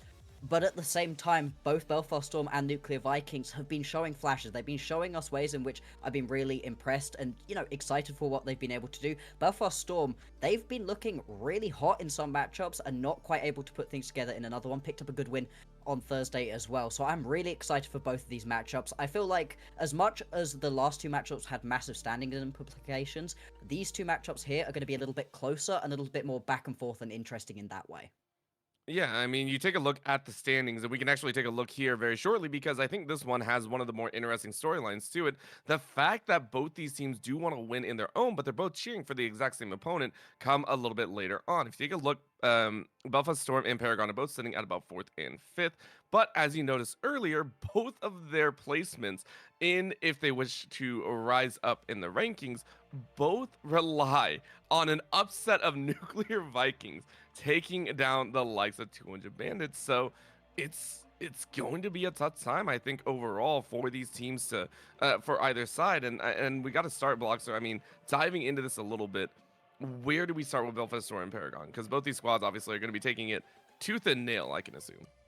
Yeah, I mean, the thing with these 2 teams, and this matchup specifically, is that although it's a very interesting matchup between them, the implications are not the biggest. Top 4 does give you upper bracket, so that is exciting, and both of these teams would definitely like to be able to keep themselves in the top 4, but there's a very good chance that they are actually able to both keep themselves top 4, even with a loss today. I think it's less interesting necessarily about the standings and more just about the way that these teams like to play. Like I said, as much as I am kind of joking in that Paragon play crazy, they do. They love getting themselves into a position where they're quite far behind, and they just manage to win out in these late game team fights. They've had a lot of different styles of draft, some team fights, some poke, some split push. It isn't necessarily the way that they draft for themselves that's making them play crazy. It's something in the way that these players themselves like to do it. The way that I'm looking at it, though, I need to see Bartholdi for Paragon really begin to pop off, really get himself into good positions, because when he's in a good spot, the rest of Paragon flows. When he begins to fall behind, it's a little bit harder to see ways for Paragon really to be able to win these matchups. And I mean, we're going to have a little bit of fun here. We got a little bit of Mundo Dodgeball to get a little bit silly to start us up. Okay. Before we be, I mean, if we're following what Bloxer is saying here, Paragon should give us a treat. And it really relies on Belfast Storm. Are they going to cause a storm? Or are they going to cause very little to be done here? But the thing is, I find it really interesting about Blocks. It took that long with Paragon, because if you watch Paragon on Thursday, yeah, sure, they're against the Versio, who's bottom of the table, but they were playing hyper-aggressive early game with constant diving, especially around that top tower. So if we see that same beast come out of Paragon, I think Belfast Storm could really find themselves in a tricky situation here. I'm now just intrigued. I haven't seen Mundo Dodgeball in a while. I'm so sorry. It's been a I have hot not minute. seen. Yeah, it's so this used to be the way to really be annoyed, I guess. It was one of the most fun objects, as we are getting a little bit of fun here. It looks like Fuyu's having a much better time. Very boy. nice in the 1v1 here. So Fuyu going ahead and winning that for the squad. So, you go ahead and give it a what for. But as you said, everyone's had their ups and downs. And I appreciate the fact that we are calling out the fact that, Paragon maybe didn't stick to the exact same game plan as they assumed. But going into this matchup, I mean, I'm leaning into what Bloxer is saying. I think we are going to see some chaos, but I think it's going to be fun chaos overall. Yeah, these teams don't play boring. Neither of them do. And I think it's also worth mentioning whenever we talk about Belfast that yes, they are currently sat at 4-4, but one of those losses was an automatically assigned loss. They had some mess ups on the back end. Unfortunate, but things happen. If they were not having that win taken away from them, they would be on equal footing with Paragon in terms of the standings. I still personally have Paragon as the slightly better team overall. I still think that they are my favorites coming into this matchup, but these teams don't have a chasm between them. This is not top versus bottom. These are very close teams who have both played incredibly good splits, and for whom being able to pick up that top 4 spot would be huge. Yeah. I would sit there and agree, but Rory, I mean, I'm sure there are lanes that we are watching that are just going, yeah, we got to be really careful about it, right? Especially for the side of Paragon. Is there a lane matchup that you are very excited for, or something that you're actually really worried about for Paragon as we get into this draft here? Worried for Paragon. Honestly, there's a situation where you get a bit worried for Fuyu because Fastlegged loves roaming so much. If that's on a wrong timer, Dunlosi, Protection, and Sundax could all just gang up and just constantly dive, put Fuyu really far behind. And it's great that you're getting Chocolate ahead on like a carry on Camille or something. But no, if your ADC is out, just blown out the water, then you can't do much around these early objectives. Taking a God, look that tells here, you we're seeing something. the very obvious red side bans, which you're not even allowed bans. These are like the industry picks it for you. I'm so sorry. You don't really have a choice. You're getting tossed these. I What we mean, are looking at though. I have an unpopular opinion that Mel is not as strong as she's given credit to be. Oh, she's not, but Yeah. teams She's are bad not. about playing against her, so I agree with just getting rid of it. And we actually saw the Skarner in our previous matchup go completely through pick bans, ignored the whole way through. It felt like both the teams were kind of baiting the other into picking it. But yeah, this was what I was going to say. Paragon being able to get themselves the blue site is huge because the first pick is so strong at the moment. There are a few things that are 100% first pickable. I think the Vi and the Wukong, but they banned away, are some of them. Also in that top tier of things that you could pick up for yourself is this Callista. It's just so strong at the moment. Fuyu has been excellent on it, and I think this bot lane duo are another part of Paragon that I've been specifically impressed with. That's not to say that Protection and Sundax can't also fight back, and picking up the Callista so early on does leave you open to getting counterpicked quite heavily here. And actually a swap out to the Maokai. So this was I was taking a look at this. Maybe you just didn't want to give the top side too much opportunity. But this is going to be a Maokai plus a possible Kog'Maw. It is locked in here. Whoa. Remember, flex into that bot side, but also if you run it as ADC, you get the slows and you really hamper that Kalista from being able to do anything really. Yeah, Belfast Storm are currently with the double flex pick available. I don't see a world where that's going to be Maokai support, especially if a Renata gets locked in here from Paragon. That sounds nearly impossible to lane with because you're so immobile at going out. But I love this. Cho'Gath has been soaring through the ranks right now, doing this super fast Cho build where you rush Shirelius into Deadmans and just try and one shot. So So funny. it's so funny. It's I've been so playing against funny. us, and it currently is indicating that maybe going into the mid lane. Well, okay. No. We've had Bartoldi do this, and I have to preface this. It was annoying. It was hilarious. I believe Bartoldi has run Cho'Gath in the jungle. I'm 100% sure of that. So it's very. I hate saying it. The fact that he picked it up means that it's probably going in the jungle. But with that Azir now, we are seeing a shift towards, well, shift, all the fun, but a shift into this team fight precedent for Belfast Storm. Once again, leaning into the we want to play our composition right around the mid game hit. Yeah, it's very much a team fight orientated composition right here out of Belfast. You're going to have a little bit of a tricky time potentially actually keeping this cog more safe because both the Cho'Gath especially with the speedy build and the Ornn potentially, can just sort of Yeah. walk at him. Depending on how far ahead Protection is, you might not really be able to do that if he can just shred through your armor, immediately kill you. But if you get a little bit of a lead, that can be a lot trickier. And also with this teamfight orientated composition that works very well in the late game, it's not like you've got that full late game prowess over your opponents that you would usually when you see something like the Callista. Usually the Callista indicates that you're very much playing for the mid to early game. But you've got a Cho'Gath, you've got an Ornn. These champions scale really well into the late game, especially if they can get ahead. So it's not going to be quite as simple as potentially Belfast Storm would have wanted. With the Cassante, though, I love this composition. This is a nice comp so far. But Synapse plays so much Gnar. Gnar has a free as hell lane into that Ornn, and then I feel like you can just put something like a Karma in bot lane, and then you've got an incredible front to back if you just put your Malco in the jungle. I would have really enjoyed that, but seeing what support picks Paragon go here, I'd be expecting something very common like a Renata normally seen. Even a Nico is also seen. Doesn't have as much value here, but instead of Seraph locked in isn't a Zia counter. So maybe we're seeing, that's why it's coming out, which does indicate, as you called earlier, Bartholdi looking towards that Cho'Gath. And if that's an Elise, that's Elise support to round out their comp. This is the most Paragon draft ever. This is the peak. This would still be peak Paragon draft. Come on, do that. We That's can way go more fun higher. than the Elise. We can keep going higher. Let's go. Yeah. They're just Yeah, going through. fine. It's gonna be Fine. Paragon. Whatever, Paragon, whatever. This is exactly the sort of thing that I expect coming into Paragon games. They've got themselves such ridiculous early game prowess in the bot lane, and then the top side of the map so happy to keep going late. You can kind of tell where Bartholdi's going to need to play around in the early game. Obviously, Belfast Storm, they're going to be able to recognize, they're going to know that. They're going to know that their Cogmore right now is going to be under massive threat. In terms of things that can stop massive threat jumping straight on you, the Renata, I think, is the peak of that. I really like this pickup, and I think that overall the composition out of Belfast Storm is nice. It has some good pieces. I worry slightly that it's a little bit too standard, and it's going to get run over by the wacky things, let's call it, that Paragon have grabbed for themselves here. Honestly, I was half expecting that Cho and Pantheon to flip and Pantheon goes into trouble. Easily could have. Just send it all. Just send it all. Just do whatever you want to. Honestly, I gotta ask before we send it over to the casters. I want to get your thoughts on who is gonna take this match. Blockster, we'll start with you. It's PRG. They're gonna be down 40,000 gold. They're still gonna win this game.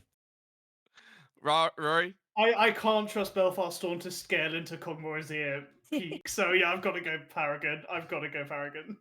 Even though my boy Xerath is on the side of the blue, I cannot side there, so I'll split it 2-1. We're going to send it over to our casters. We're going to get Thousand Eyes and Frisky to go ahead and give us all the rundowns and the live views. Go ahead, take it away. Oh, well, maybe Frisky's here, maybe not. Don't know where his camera is, but I'm here regardless. I'm here. Frisky is in the void, in the ether. Well, we'll figure that one out. We know I'm here in spirit. They saw me. We've got it. We've got it. We covered. lost him. Yeah. Okay. Good enough. In the void. Hey, at least I'm somewhere you can hear me. It's like I can still hear him. Exactly. But we are in for some shenanigans. Apparently, as Paragon have drafted, I think, a champion, a funny champion in almost every role. That's one of those drafts where you're just sitting and you're just like, all right, what else you got? Can keep it going? All right, I guess just pile it on. And you could see they were even toying around. They're like, do we want to go Pike? Do we want to be super crazy? The Pantheon, which I think ends up being a better pick. I think I like Belfast Storm's comp more.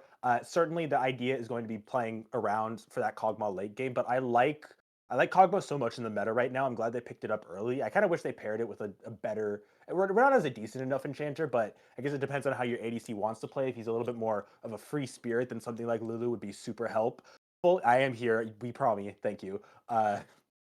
Something like Lulu would have paired well with it, but Renata obviously is just going to be really good. Into their comp, just being able to get all of them hitting each other with hostile takeover. It is really... I don't even know what to think of Paragon's comp. Like, there's so many pieces. I was first like, is the Ornn gonna go mid? I just, was the Ornn gonna go support? I mean, who even knows? Cho'Gath go wherever he feels like. Yeah, I mean, Cho'Gath in the jungle is such an old school thing. I feel like they're playing so, it's such a slow pick. They're kind of banking on the Kog'Maw taking time to scale, but I feel like Kog'Maw is good enough as a champion right now where they can get a couple kills in the bot lane, and in the mid game he can start dominating just with 2 items. Yeah. Yeah, I Yeah. mean, like Cogball's once you get those tier 2 boots, he's a threat. He Mhm. starts to be a lot scarier than you'd think of for how scary he can be in the late game. And I mean, the one thing that I'm kind of keeping in mind is the general Cho'Gath build that is being done right now is pretty cheap overall. You can get that going pretty fast. Like Shurelius is not an expensive item, even on a jungle income. You're able to get that one going usually. So hopefully they can get some movement going. And with that Pantheon, you really do need to do something early and get snowballing, especially with that bot lane. If Callista can take over, maybe they could go, oh, Hey! hey, we found him. Got out of the void. Now I just got to get the text out my face. But yeah, I mean the Callista Renata feels like we need to like get going early, or we are gonna just get steamrolled by that front line. Yeah, it's going to be very hard to deal with. I feel like they're almost trying to counter the, hey, we're trying to, get it and set up a team fight comp, so let's just try to poke them back. Obviously, Cho'Gath can do decent at disengage because of his Q, and then obviously his W being able to silence people. You got the Xerath, who's, a kind of classic poke champion. Just hit him as well as possible. Try to, get the Kog'Maw out, who obviously doesn't have a dash. Try to use Xerath's ultimate as well as possible. I mean, he can be really damaging in the mid game. He's almost a little bit of an underrated mid laner at times. I just don't know how they're going to deal with fights. If Belfast Storm gets on them first, there's really just nothing they can do. One Emperor's Divide, Cassante getting in on the back line, there's just not really a way out. They just have to, if they play it not even perfectly, if they just play it generally and don't overthink their team fights, it should be really easy for them. Yeah, Maokai ult is scary to go up against here, where you've just got like long range engage that you just can't really do a whole lot about. On top of the fact that you're like looking at, okay, yeah, you've got a Xerath who's going to be great against the Azir, right? You could just stay out of range. You don't have to really interact with him. But how do you play these fights as both the Callista and Xerath when you're looking at Renata ult, Maokai ult, Cassante, who's able to just take you across a wall into a 1v1? It feels a little sketch. A little sketch is definitely a good way to put it. I mean, Belfast Storm, it's also interesting because I feel like they're a bit of a slower team, especially compared to, something like Venom Crest or even the Rise Gaming that we just saw, how much faster they play. So I feel like they're not going to want to try to lose a lot in the early game. They've kind of drafted for that. They're going to want to take time. But I think they're also, Paragon wants to get ahead in the 2v2s, see what they can do. I mean, they've got a Pantheon who can obviously do a little bit more in this first couple levels. How much do they want to abuse that? That really is the question here. Every time we've seen Callista in the bot lane, it has had to snowball here, and Pantheon just amps that up to 11 here. And you can see they're hovering on the level 2, ready to engage if there's any kind of option. Flash in, get a little bit of damage here, but it's only gonna get the flash and the heal here. Still very healthy is Belfast bot lane.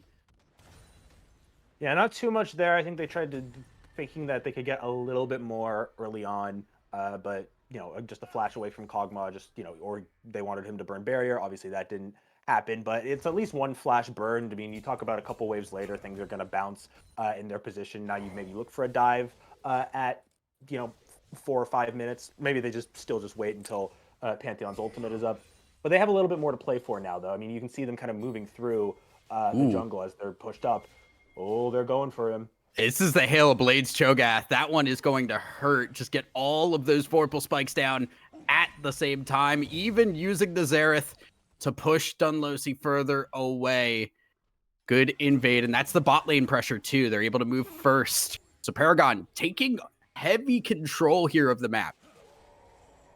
Yeah, they're doing what they want with the bot lane control. It's very well used. They know that they're going to have a more oppressive 2v2 early on. They know that a lot of their lanes are going to be a bit slower. You can't really move well within Azir early on. You can't do a ton, especially without level 6, without a ton of items. So they know, hey, let's get in the jungle. Let's try to, just either get a kill or just scare them a little bit. They didn't burn Maokai Flash, but they, got him off his pace a little bit. He was able to do some damage. It's going to give this Cho'Gath a lot more room to move in the early game, as you can see right now. Oh, they're looking. Rupture's going to hit, and the stun onto the Cogmaw. Barrier used, but it's not enough. First blood going to Bartholdi. Yeah, excellent play. They just weren't ready for it. They thought maybe the Cho'Gath had gone to his other part of the camps, but they're controlling that east quadrant of the jungle so well. They just waited for them to push up a little bit, and the perfect rupture to get both of them, burn all of the summoners on that side of the bot lane. This is going to be a really big advantage for Paragon right now. That's textbook how you utilize your map control. You gain control of an area. It's about what you do with it. Great first blood grabbed here. Paragon, they need to keep the ball rolling here. That first blood did go over to the Cho'Gath, so that is the one rolling in the money. Not the Callista as they probably would have liked, but it is money nonetheless. It's money nonetheless, and just about this matchup in general, I don't remember if the broadcast said it, but I do want to remind people: top four gets a upper bracket scenario where the bottom four gets a lower bracket. Paragon's currently sitting, I believe, third or fourth, but Belfast is fifth. So if they get a win here, it's super important for their upper bracket playoffs. They don't want to be in the lower bracket where one bad best of three knocks you out. So there's still a lot to play for here. Yeah, they are right next to each other in the standings. This is not just moving up, but knocking the opponent down here, as we're actually lane swapping here, which is interesting. I am a little surprised by this because I feel like you'd want to keep that Cogmaw down. I wonder about that because, yeah, I'm a little bit curious about it too because, yeah, you'd think keep getting stuff on the Cogmaw, you'd think the lane swap would be the other way. That would be more likely, so that they could just get some more free farm on the Ornn when he wouldn't really have kill potential on either of those bot lane members. And that's also just giving them Dragon up. I am rather curious by it. Maybe they just really wanted to keep Synapse away. Maybe their top laner, I think it's, how do you say his name? It's Chocolate, or cause it's not chocolate, it's chocolate. Yeah, I think it's just chocolate. I'm just gonna say chocolate then. Yeah. Maybe he just wanted a better position, and they knew that, hey, we can't really get more kills on the Cogmaw right now. Let's just get other things on the map. It's a bit curious. We'll see how it pans out. It's also a question of, do you value that first dragon or the Void Grubs more? And some teams really, really do value the Void Grubs with the push on the Xerath, with Callista being able to push into this Cassante. It definitely feels like first tower is more capable for Paragon here, and they might want to favor the Void Grubs because of that, but it is just a strange option, and they're actually going back. So it does seem like they really wanted those Void Grubs. I mean, less space on the map means less ability to set up good team fights, less places that Belfast can control and get the big team fights that they want. So I think, yeah, getting those grubs, pushing these turrets, trying to put a lot more priority on just getting stuff across the map early on, getting control is going to help them later on in these mid-game fights when they can try to catch people out with Callista or Pantheon or Xerath. Dunlosi moving into the bush here has not been spotted just yet. They actually, I think they saw the sapling. They saw the sapling. Come on, guy, be a little bit sneakier. He's a big tree, to be fair. He's a big tree. If I was as big a tree as he was, I would not be able to sneak into a bush. No, definitely not. So I'm from California too. We got the big redwoods and sequoias. Those things are not hiding from anybody. Yeah. Those things are bigger than some of the people here. And if you know about the people in America, that is a surprising thing. Well, we will see the Azir back here. And that is going to allow for, once again, Bartholdi to get into the enemy jungle here. Dunlosi has been pushed off of a lot of camps. Big CS differential here. Sapling will spot the Cho'Gath. And Dunlosi is actually not even going to contest this, but the red buff's just left alone here. This mid lane starting to get a little bit of action. Fastleg moved up for a little bit of extra pressure, and Limsey not been having a fun time. Nah, it's just classic Xerath. I mean, he's getting poked out. I mean, they're trying to do something here. I mean, getting a little bit skirmishy, but those Xerath are doing a lot. Xerath ult used. Fastleg is here. The Renata is not close. Cogmaw is moving with Renata right now, but they are not going to get into this. Paragon are going to rightly move away from this, or are they? They've taken a little bit too long. Here comes Limsey. Not going to use the ult just yet. Sora J caught away from the rest of the team. uses the Emperor's Divide just to get him back into the enemy team. Limsey grabs that kill. Yeah, that was definitely a prolonged fight. They were trying to get something on mid, couldn't do it. Unfortunately, Bartholdi had to flash out, so really good rotation from Belfast, so they knew they could catch them in the mid lane, and they caught Soren J pretty well. Also good, there was a lot of people you could go for there. It was good team fight selection. They made sure let's at least get one person off the map, and they got probably the more important one, which is Soren, just, so the Azir has a little bit more priority now in the mid lane.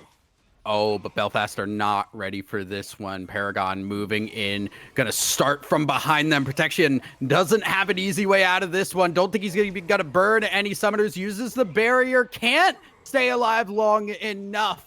And Bartholdi again takes the kill.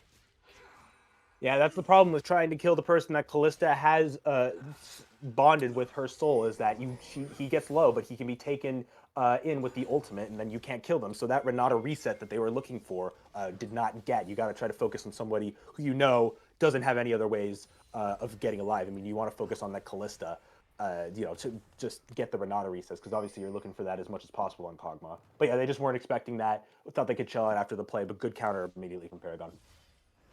Good proactivity as Paragon now with a 2-1 lead, a bit up on the gold as well. A lot of that coming from control of the map and pushing this Maokai around in the early game. Bertoldi now moving up towards the top side. Second spawn of Void Grubs. This would be 6 Grubs to Paragon here. They really would love to get this. They have technically 2 smites here as the Cho'Gath ult's coming off cooldown.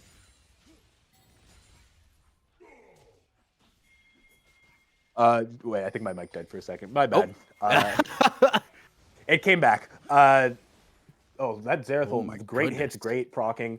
It's good use of the ult, keep people out, make sure nobody gets close to trying to contest these grubs. Yeah, they're really focusing on get the grubs as much as possible, get as much map control, which is really good, and the fact that they know they don't have a better team fight comp has something that can help them get picks, just more map space.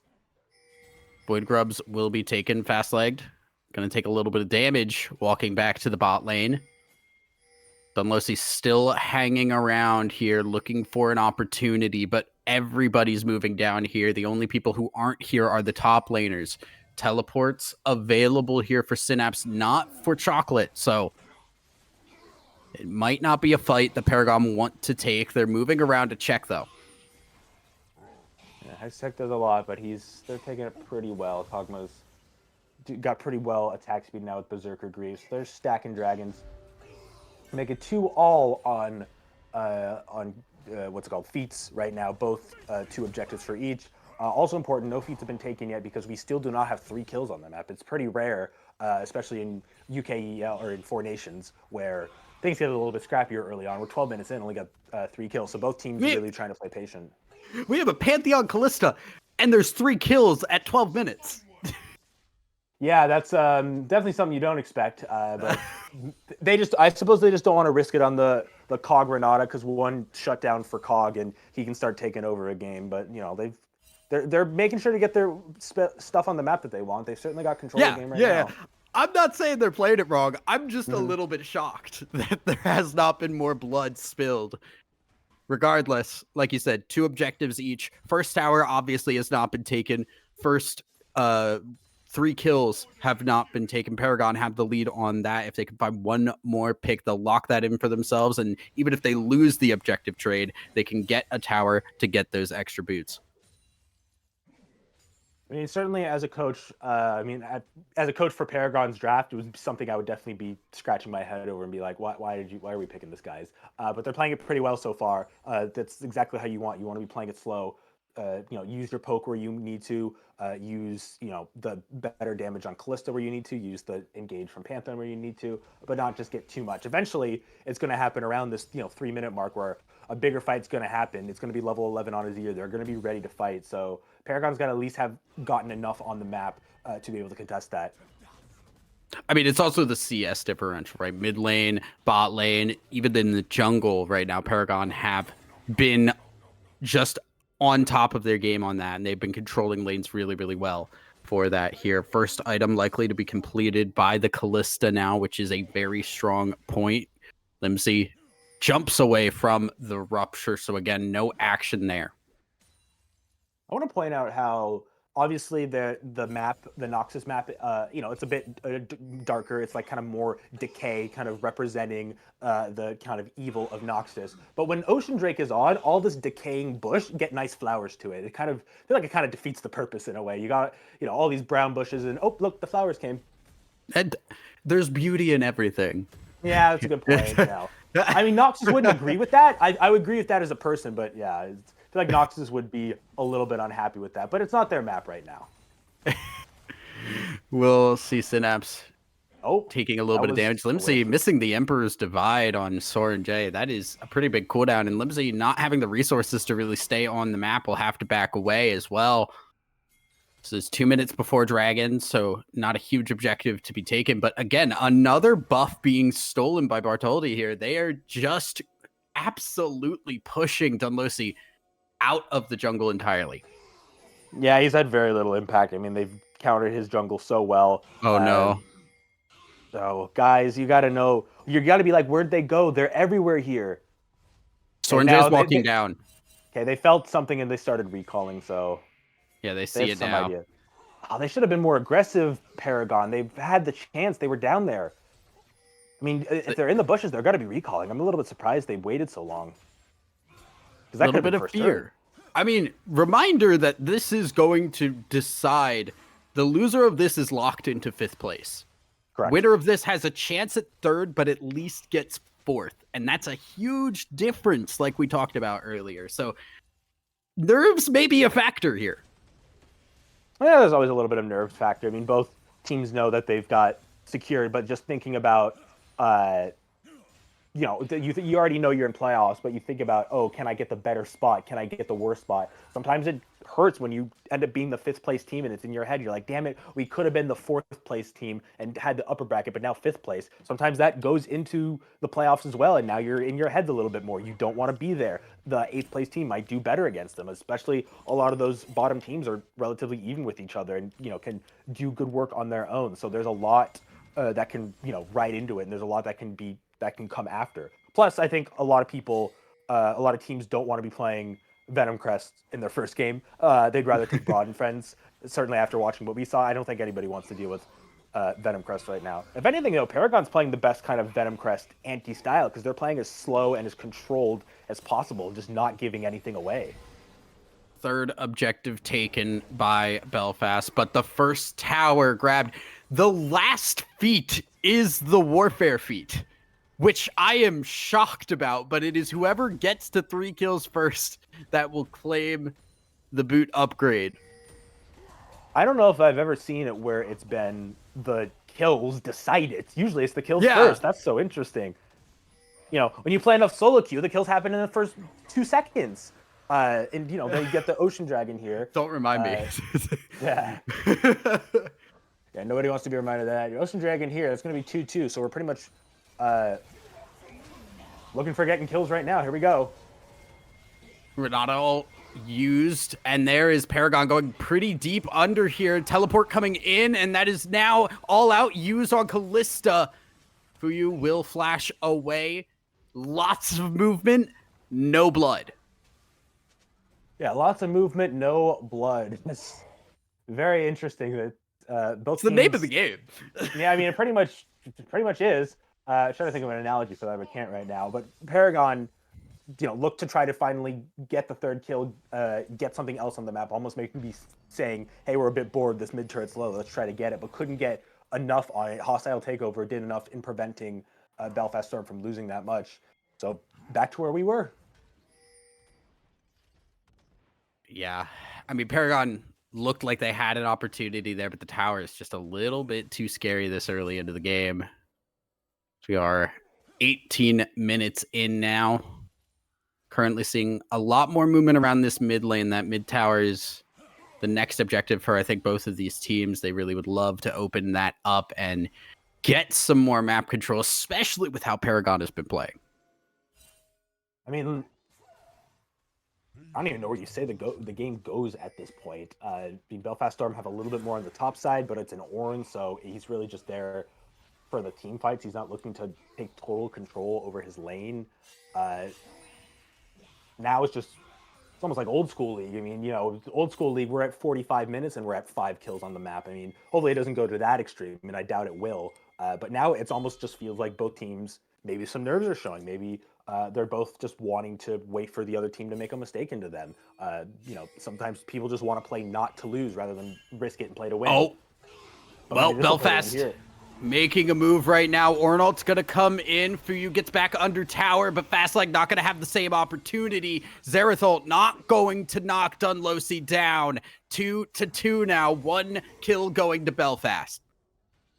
And we still don't have feats. My word. Ended up being a good pick there. Synapse came down while they were just kind of hovering around the mid lane. Eventually, they weren't doing much. They said, let's try to get a pick from here. Unfortunately, Call of the Forge God missed on, I think it was Sword. It was somebody else, but I feel like if they hit Call of the Forge God on one more person, they could have even gotten 2 kills and gotten the feats there.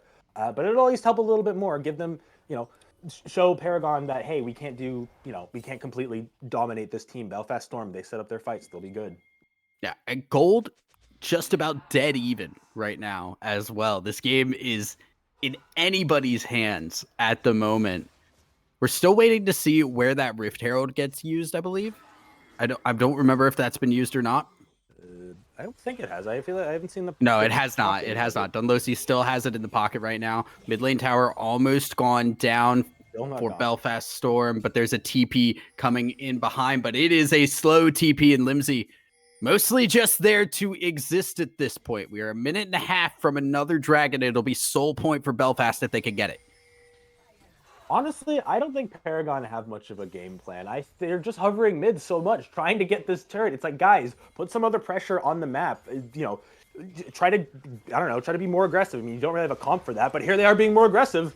Yeah, and again, the Renata ult following the Pantheon ult. They can't make engages off of this, and in comes Dunlosi around on the other side. Lots of damage put down. Sword J caught out by the root, flashes away, or an ult onto the Cogmaw. Gonna try and take down the one and will get him. Now, big Emperor's Divide from Limsey, but there's no follow-up, and it is 2-for-1 in favor of Paragon. They're still moving forward. Synapse using all out onto Fuyu. Fuyu just goes down, but the chomp from the Cho'Gath Bartoldi grabs another kill, shut down onto the Cho'Gath, and Dunlosi limps away. Oh my goodness, what was going on there? Finally, they said, all right, we're being a bit slow. Let's finally get some action going.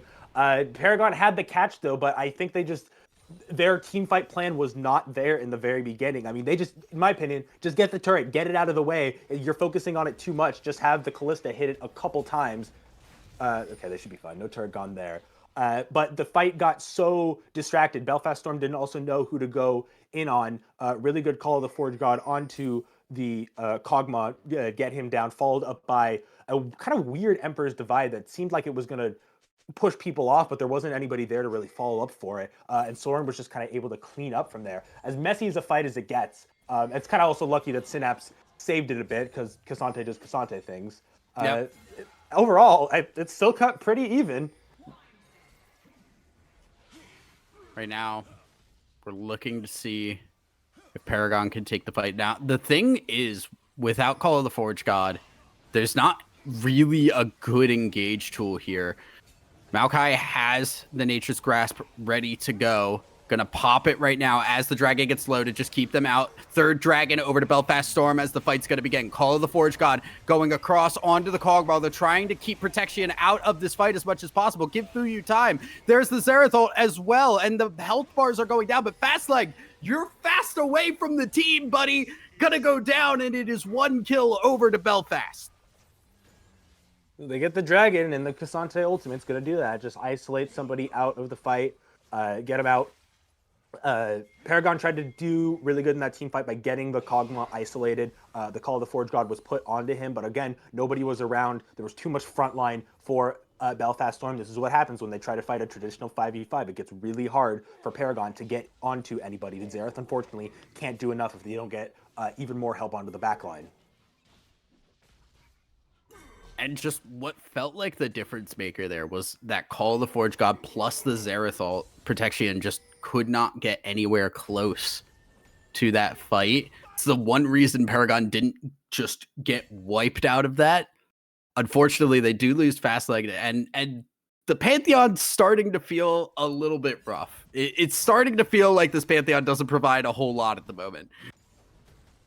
Well, the problem is, I think Pantheon has relative good strength right now in the meta, but the problem is that he's still Pantheon. He doesn't get ahead early. He's supposed to spike in the mid game after having a really good early game, but if he doesn't, he doesn't do anything. He's just a body trying to do some damage, but he'll get instantly blown up now. The Azir's strong enough. The Kog'Maw's strong enough. Renata hostile takeover is just going to make him hit somebody else. There's not a whole lot he can do. He's meant to be the engage slash capture, stun people, get them dead, but it's not really working out right now. They almost have to rely on the Cho'Gath or the Oranges for a little bit more engage. I do want to call out Sundax's hostile takeovers have been very, very good. Every single time this Pantheon has ended, Sundax has been there to hostile takeover. Not going to have it this time. Emperor's Divide, going to try and provide the same thing. Limsey gets back under the tower, but is half HP and control of Otacon. Going to go over to Paragon. Trapping in the top lane right now. The Krug is actually trying to help out kill Synapse. Maybe kill him first, guys. Classic kind of, do we want to go for Otacon, do we not? Just trying to poke them out as well as possible. Limsey is able to stream a shuffle well away. Question is, though, now, Belfast Storm need to be putting all of their attention onto keeping the Kog'Maw alive. Double items, Bork and Ginsu's. That's going to be so strong for him. He's just going to be able to attack just constantly. But Paragon kind of in this kind of lull situation. Belfast Storm trying to reset. They're going for a very sneaky Baron here. I quite like the play. I mean, they can also just use the Cho'Gath ult and take it away. It's better. Oh my goodness gracious. Fast leg barely getting away. Bartholdi using the blast cone to pull further back. Nobody goes down, but there will have to be resets, which means Otacon should go over to Belfast. That was a flash play that you really didn't need to go for. I mean, I guess you could have stolen that Baron, but you waste a flash for that. That could have been used other times. I don't really love that. But quite a good Kalista ult to save him. But at the same time, now you don't have that. Can't re-engage this this Otacon fight. This will go over to Belfast Storm, and this is a Voracious. So that's going to be False Life, and they can be a lot more aggressive. This Kog'Maw, with False Life, with the Renata W that I always forget the name of, the thing that keeps you alive. He's going to be able to do as well as possible. If anything, get that Kog'Maw in the fight. Get him up front more. You got a lot of people in the back line. Make him do as much damage as possible. You can risk it now with False Life. You're going to see a lot of tower damage being put on here. Synapse is left alone. I don't think Synapse has a good way out of this. All out into taking fast legged over. Synapse still alive. Gonna go down to the Renata W. Finally falls. And there's another kill. Withdraw back over here as they are losing their front line fast. It is just the Kog'Maw, the Renata, and the Azir, and they're not going to be around for too much longer. It's not actual deaths, but it does take Belfast Storm off the map and gives Dragon control over to Paragon. I mean, they might just try to go round 2 immediately. I mean, it's going to take them a while to get everyone back here for Belfast Storm to get this fight going. I think if anything, Paragon should just chill and try to get the Dragon. But it seems like Soren had some other ideas, but against Cassante, maybe those ideas don't work the best. He's alive so far. Nature's Grasp was used, did not get the catch they wanted. Dragon has spawned, but Synapse is too far forward, can't stay alive. Bartholdi low on HP, protection pushing in, doing so much damage. Chocolate goes down next, but Fuyu is going to take protection. No, the Renata W keeps him alive. Soren J and fast-legged, the last one's alive here. And the Otacon buff comes in clutch for Belfast Storm. That's why I said they shouldn't fight. I didn't think they were going to be able to set up in time. If they tried to scrap again, you give them enough time for Belfast Storm to get people back. You let this Kog'Maw do exactly what he did. It was Kog'Maw's time, and that's why there's so much priority in this champion right now. He is unbelievably strong. Don't know how you'll kill with an Ocean Drake now. I do also want to go back because I want to give some credit to Paragon. We talk about fast-legged with this Pantheon not really being able to do a whole lot in the game. He tanked a lot of damage to help Paragon secure that 5 for nothing I guess, sort of fight for nothing with False Life. That win for the team fight. I mean, he was being tanky a lot, and then they weren't really able to kill him. So good on him for that. It's just, again, Paragon had a really good situation there, but they didn't convert it well. They just needed to get on that dragon, keep people away. Don't let this Kog'Maw get in a good position. Ocean Soul has been taken by Belfast Storm now. They are very scary in these fights because they are going to regen a good amount as they fight here. So Paragon maybe a little bit on the back foot here. Technically have a gold lead, but it sure does not feel like it at the moment. Chocolate now moving in. Dunlosi is very much caught away from the team, or is he, as in comes the Orin ultimate, gonna hit onto 3 protection, able to just free fire here, taking so much damage, finally does go down. Big shutdown going over to Fast Legs. Limsy using the Emperor's Divide for a little bit of space, now jumps onto Chocolate. Paragon retreating as it is 2 for 2. That was excellently done from Paragon. Dunlosi getting caught out, something he's done a couple times this game. They, knew that he wasn't going to be the priority target with the Kog'Maw and the Renata buy, so they made sure to get on top of them. And a great synchronization with Orin's Call of the Forge God and Pantheon's ultimate. Stun this Kog'Maw as much as possible. He wasn't able to do anything. This Renata ult also kind of whiffed a little bit, didn't get as many people. Really good setup for Paragon, really good counter. I mean, Belfast Storm still are able to get a couple just from not really being able to do anything after that fight. Azir being there, just hitting as much as possible. All these fights are just so even. You'd think that Belfast Storm would be able to do well right now with a Cassante and Kog'Maw with Ocean Drake, but they're down in gold. I think what's scary to me is the fact that Paragon had what we can really only describe as like one of the more perfect fights they could have at that moment, and Correct. it still went 2 for 2. That is a bit of a worry. I mean, it really is a worry. I mean, they don't have as many turrets. It's a very turretless game. I mean, we could see this, scratch on for a lot longer. Depends on how the Elder Drake is going to go. But again, they don't have as much map to play with, than they want. Belfast Storm still has many areas where they can set up or re-engage these fights. Paragon comp that can focus turrets more. I think they needed more, more attack speed onto the turrets. Synapse is what hiding doing? below. He's looking for the wraparound, and he's the going to Jaws go music. for it. Now just moving forward, Fuyu very away from this. Nature's Grasp is used. The Xerath and Fuyu are alive right now. Synapse now just diving in onto this backline. Chocolate can't stay alive. The fight is too spread out. Synapse can just 1v3 at this moment. Bartoldi can't hold the front line any longer. Goes down, and Paragon picked apart. That's great positioning for them, though. They got the wave onto the second turret. They don't really need to move around the map as much. This could be a full inhibitor. Synapse is going to go for more, though.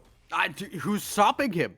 He's literally unstoppable. Synapse could just fight 3 people, walk away. Maybe not. Maybe he's just going to go back in because he's got a team coming around. Fuyu is peppering him with spears. Damage shutdown over to Limsy for killing the Xerath. Chocolate goes down next, and Fuyu just tries to clear the wave and buy time because Baron has spawned. See, no matter what the general consensus is, I'll say I don't like Callista as a pick. I just don't think she's as strong as people say she is. I mean, even with look at all those attack speed. She does so little damage. If she doesn't get ahead in the early game, she's absolutely useless. She's been pretty useless this entire time. But what else do you even say with that fight? I mean, this is great for Belfast. The crazy part is that Kog'Maw, you saw, he died really early on. Their fight was so spread out because the Cassante was pushing so many people back. The Kog'Maw, couldn't do anything. He just instantly got killed. Problem is, how do you kill a Cassante with Ocean Drake? You can't. You just can't kill him. Not with this team. You have a Xerath and Callista as your damage threats. They are not going to take this Cassante down. Yeah, they are not going to do enough work here, as we are going to be a minute away from Elder Dragon spawning. If Paragon could find some way, somehow, to get an Elder Dragon, maybe they can take fights, but the time bomb feels like it is mid-implosion. No flash on Cho'Gath. Can't flash in for that. It won't be up in time. They're going to go for a pick instead. Was it will times? Limsey just gets away. Nature's Grasp used. There's the Renata ult. Hostile takeover. Kog'Maw. This isn't looking good. Protection just walking forward for free. Double kill over to the Kog'Maw. The tower's going to go down. The inhibitor's going to go down. Paragon, they're on their last legs. Absolute destruction. Just let this Kog'Maw hit a little bit. If your team fight does not go well, I mean, this is exactly what Belfast Trying to Storm go. comp was designed for. They're trying to do Oh. a little bit more with the Pantheon. It's not going to be enough. Even if you kill the Pantheon, I mean, again, who do you kill? Who kills the rest of these people? He has enough to stay alive. Protection with the fancy feet there, staying alive as the Xerath ult only hits one of those shots, and now the last tower going down. Nexus is open. Emperor's Divide to take Fuyu down. The final kill of the game, and Belfast Storm hit their stride strong. Well done from them. They made sure to play as patient. Oh, we might have lost Frisky again. Oh, well. Shenanigans aside, Paragon not able to get that win. That is unfortunate for them, as they will be locked down into 5th place. Where it's going to be between. Oh, you're back. I'm back. Back. Cool. Can't see you. I'm back. Your camera's gone again. I'm still here, I guess, but I'm here in spirit. Yeah. Well, I mean, now this does put Belfast Storm into either 3rd or 4th place.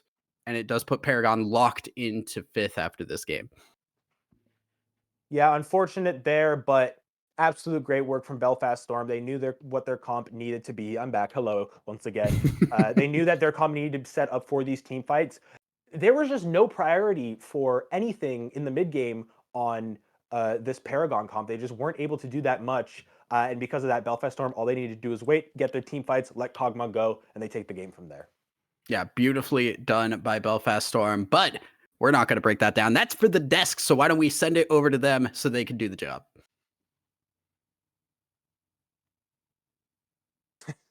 Wake up. Wait, are we actually done here? Like, that was... I swear there was action in there. I swear there was. You just had to take, like, a 20-minute power nap, and then we finally got through. But, well done over. It was... You know, sometimes I like to say, when the desk is wrong, it makes us look good because, like, hey, you know, the games is good. But honestly, I don't think any of us were really expecting how quiet that early game was going to go. Because, I mean, Rory, you were like, hey, it's going to be big, right? I expected it to be fast, but then we ended up with the Feats of Snorfair match where it took forever to get to 3 kills for either team. Why are you picking Callista Pantheon and your most active part of the early game was like, what was it, 2 minutes 10, and then you kind of just went, oh, cheers for the gank, mate. Yeah, solid, we're happy with this. Yeah, it was. I mean, at the end of the day, Voxer, what are we looking at here? Like, quite honestly, was this an actual match you feel like between a 4th and 5th seed? It was. It was the sort of matchup I was expecting, in that it was wild. Not wild in the way I would have personally liked. I love it when these games get a little bit more, well, inclusive of action on my screen to watch. But at the same time, I think that as much as we may be like, oh, what was that? If you're Belfast, you kind of played that one correctly. Sure, they did fall behind a little bit too much early on, and perhaps a better team than Paragon, one of those top 2 teams, Venom Crest perhaps, would have been able to continue that lead, keep themselves in a good spot, but you had a team that could scale well into the late game. You were waiting for the point at which your Azir and your Kog'Maw could pop off. You were waiting for the point at which the Cassante could just stand there, taking spears, and not worry about the rend whatsoever. And so, I think that Belfast Storm have shown us that they are a top 4 team. I don't know how well either of these teams are particularly going to face up against the top 2, but at least securing yourself top 4, that's upper bracket, that's 2 chances in the playoffs. This is a huge match, and I'm very impressed with the way that Belfast Storm played it out. I think so as well. You know, it might not have been the Slaughterfest that we were hoping for, but it was still a very controlled game at the end of the day. Of course, with control does mean it was a little bit of a Snorefest, and there is one replay that we wanted to get, which was quite possibly the longest it took to get to the feats all the way through. Yeah, absolutely. And you're seeing both teams kind of converging on the middle lane here. Paragon finally decided to pull the trigger, but a great answer with the Renata ult immediately. And you see a few chunks coming out, but then Dunlosi comes on the flank, says, "You know what? Yeah, let's have a fight. I'm a bit bored right now," and just a ton of scraps all over your screen right here. Yeah, As it there's seems no one fight happening. everyone is attacking someone else in this fight. Eventually, I believe it's Paragon come out with a slight numbers advantage at the end. But I think for every player, I could hear the Pokemon, low health beeping going on during that fight. And if I'm being critical, I feel like Belfast Storm may have had a bit of the itchy finger syndrome where they were like, I haven't used my ult this game yet, let's use it. Mm. Yeah. I would once again harken back to what you said earlier though. Huge shout out to Sundax making the Pantheon look almost non-existent. There are moments where you have to sit there and go, yeah, the supports don't do that much. There are also moments where you go, the supports did a hell of a lot. And I think Sundax deserves a lot of praise there. But again, as you said, a lot of control in there. We would dive a little bit further in, but again, with the Snorefest done, I think we covered just about all of that game. So let's go ahead, send it to a little bit of a short break, and we'll be ready for our next game, which is going to be 200 Bandits versus Nuclear Vikings, a matchup that both Belfast Storm and Paragon are really hoping for a certain team to win. Don't go anywhere.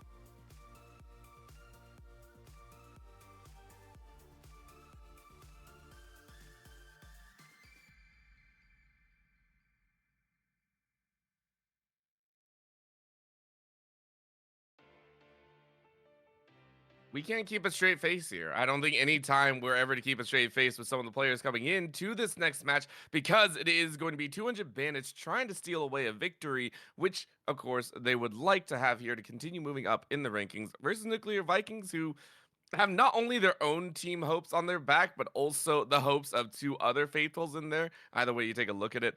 But I mean, Rory, this is going to be one that 200 Bandits, I think, is going to be very comfortable going into. Yeah, like 200 Bandits previously even took Venom Crest toe to toe when they faced off in their best of one, and though they fell apart a bit in the mid to late game with some sloppy macro, I think versus weaker teams compared to Venom Crest, which as we now know is everyone, I think 200 Bandits have a very, very clean game ahead of them. I think they have the early game prowess to really snowball a lead. And I mean, we're talking about Nuclear Vikings here, Bloxer. I mean, I hate saying this. I really, really do. But you're looking at one of the rougher standings. The highest you can get here is 5th. And I mean, there's not too much else to say. You're going up against 200 Bandits. Like, it's a tough matchup. It is. It's a really tricky one for this team to try to play out. But at the same time, Nuclear Vikings have looked like one of the better teams around the bottom of the standings. Them and Good Chi have been the sort of teams that I've been looking at as my favorites of the bottom of the bunch. They've taken a lot of teams to, further places than you would have really expected considering the standings they've been in. I spoke about it earlier on in the broadcast. They had a really good 8 minutes up against Venom Crest, and as much as that might be an insult against other teams, a lot of teams have not managed even 8 good minutes up against Venom Crest. So there's good things about this team, and they can play their early games well. They've just fallen against a couple of the teams around them in the standings, which is part of why they're sitting so low, why they've got so much resting on this game for themselves right now. I think it'd be a shame to not get to see them moving on forwards, getting a good run in the playoffs. And I think also it's worth noting that, yeah, there have been a lot of good, clean games out of 200 Bandits, but they have been known in a couple of their matchups to get drawn in a little bit too far, get a little bit too excited, and turn games that should very much have been wins into total losses. I think they did that twice. They did it once up against Paragon and once up against Broad and Friends. I think that's the two matchups where they weren't quite able to close out good victories for themselves. Obviously, Nuclear Vikings are not on the level of those two teams that I've just mentioned. They haven't been able to put it together quite as well. But if you can create a little bit of chaos here as Nuclear Vikings, something they have been known to do, then it's not like 200 Bandits have been immune to it. And I think that winds down to one simple factor. They have the playbook. They're still learning to execute that playbook. The mid game's still having a few issues in there, and maybe we get to see that shored up because they do need to shore it up here. If they've been able to take a couple teams, as you said, in the early game, that might be the chance for them in the 200 Bandits matchup. Of course, taking a look at some of the lane matchups, I'll be very interested to see how that works out for them. Rory, once again, leading into you, is there a matchup that you are very curious about? Anyone that you're currently watching and saying, hey, maybe for either side, we need to keep eyes on? So, it's an interesting one because I'm just going to say the bottom river is always the highlight when Nuclear Vikings play because it's where water tends to die all the time. And when I look at water, they enjoy a roam style, but it's normally on rough timers and with no respect to where the enemy team are, and they get caught out a lot in lane and outside lane. And if Nuclear Vikings are able just to rein themselves in and play with a bit more respect to where the enemy champions actually are on the map, I think it could be a lot cleaner from Nuclear Vikings and they could have a lot healthier early game. It's just when you look at the spotlight, they just get hand stiffed a lot. And that's just the unfortunate truth of the matter. I don't think anyone likes to hear that, but honestly, Bloxer, are we in agreement here? Yeah, unfortunately, the bot lane hasn't been able to look quite so hot throughout the matchups we've seen so far. Maybe they're able to turn it around, to be honest. When I'm watching Nuclear Vikings, I'm not particularly watching this bot lane. The place I'm looking at is mid lane with Zephyr, and specifically on this Aurora. That's two matchups in a row. One where they have a massive advantage over Paragon, and then unfortunately drop it. And the second matchup where they're actually able to win, where Zephyr on the Aurora pops off massively. I mean, gets next level ahead and is able to do great things with it. It did, however, take a lot of help from everybody else. This wasn't necessarily solo kills in this mid lane. It was Josh Kang, it was Bumclean, it was everybody, Water 2, getting involved actually in that mid lane, feeding a lot of time, a lot of effort and gold into this mid lane, but Zephyr paid it back massively, tenfold. And so I'm going to be watching the mid lane for Nuclear Vikings, seeing how far ahead Zephyr can get, and if he's able to once again turn that around into good things for the team, or if having to spend so much time and effort from the rest of the team on that mid lane takes away from these other lanes, gets them behind, and they're not able to pay it back. It reminds me a lot of how Rise played earlier on, heavy dumping of utility and a heavy dumping of resources into that mid lane. And, it yields results or it doesn't. And one way or another, you're going to find out, in a couple of minutes. So I appreciate that fact a lot. Really looking at Zephyr and maybe into that bottom lane as well, depending on where they decide to prioritize a lot of their picks coming up here. Where I believe we're still waiting for the 1v1. So deciding, exactly which lane matchups are going to be allocated and what champions you are going to get here. Taking a look for the side of 200 Bandits, I mean, what can we expect out of them? Because honestly, we just talked about the fact that Zephyr might be a highlight, Bumclean might also be in that zone for the side of Nuclear Vikings, but for 200 Bandits, like every single member of them feels like they can be a threat one way or another. I think quite an obvious one is Loopy plays a lot of Urgot and Ornn, so I'm kind of expecting that to get picked up quite early on in the draft. I'm not expecting if they do get blue side for it to be B1, but definitely a B2 or 3 or an R2, R1, R2 pick. Okay. Blocks, is there anything else that you're kind of watching for? Anything that you want to see specifically? I think when I'm having a look at 200 Bandits, I think they, more than almost any other of the teams we've got, are very reliant on jungle help, jungle intervention in the way that the lanes go, and how well they can play. I think in the couple matchups that we have seen 200 Bandits lose, and obviously it hasn't happened very often, there were matchups where Lungfo wasn't able to get ahead, wasn't able to get on one of those priority picks that we've been seeing, the Vi, the Xin Zhao, that kind of thing, and wasn't able to be that big force in the early game. And it meant that the rest of the team felt like they were kind of scrambling to catch up, weren't able to rely on that main man in the jungle. All of the lanes individually can do well for themselves, but it feels like the linchpin is Lungfoa in that jungle. So for me, I'm going to be watching very much towards Lungfoa and see what he can do, because in this matchup, where potentially Josh Kang is going to be spending so much time in the mid lane, that unlocks the other lanes quite heavily to be able to try play around, and especially as we've identified the bot lane for Nuclear Vikings as a potential exploitable weakness, I wouldn't be surprised if we get to see a couple ganks down there, because if you can get Elendil and Kenny ahead, that is a bot lane that can absolutely carry you through the mid to late game.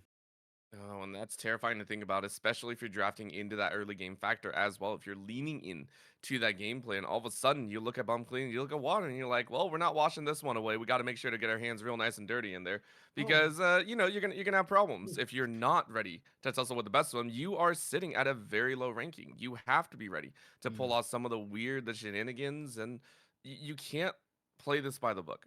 I think for me, that's what I'm looking for. Is you can't really play this by the book. You have to understand that things might have been close a few times, but it has not gone your way. So understanding that, yes, these lane matchups are going to be very, very fun. I am excited as well. JV might be excited in that mid lane, depending, and even Loopy in the top side. We'll give a little love to the top laners, because once again we kind of left them on an island. We're just like, TP in whatever you want to. Take They your picked 6 seconds. Cassante on last game. They asked for the island.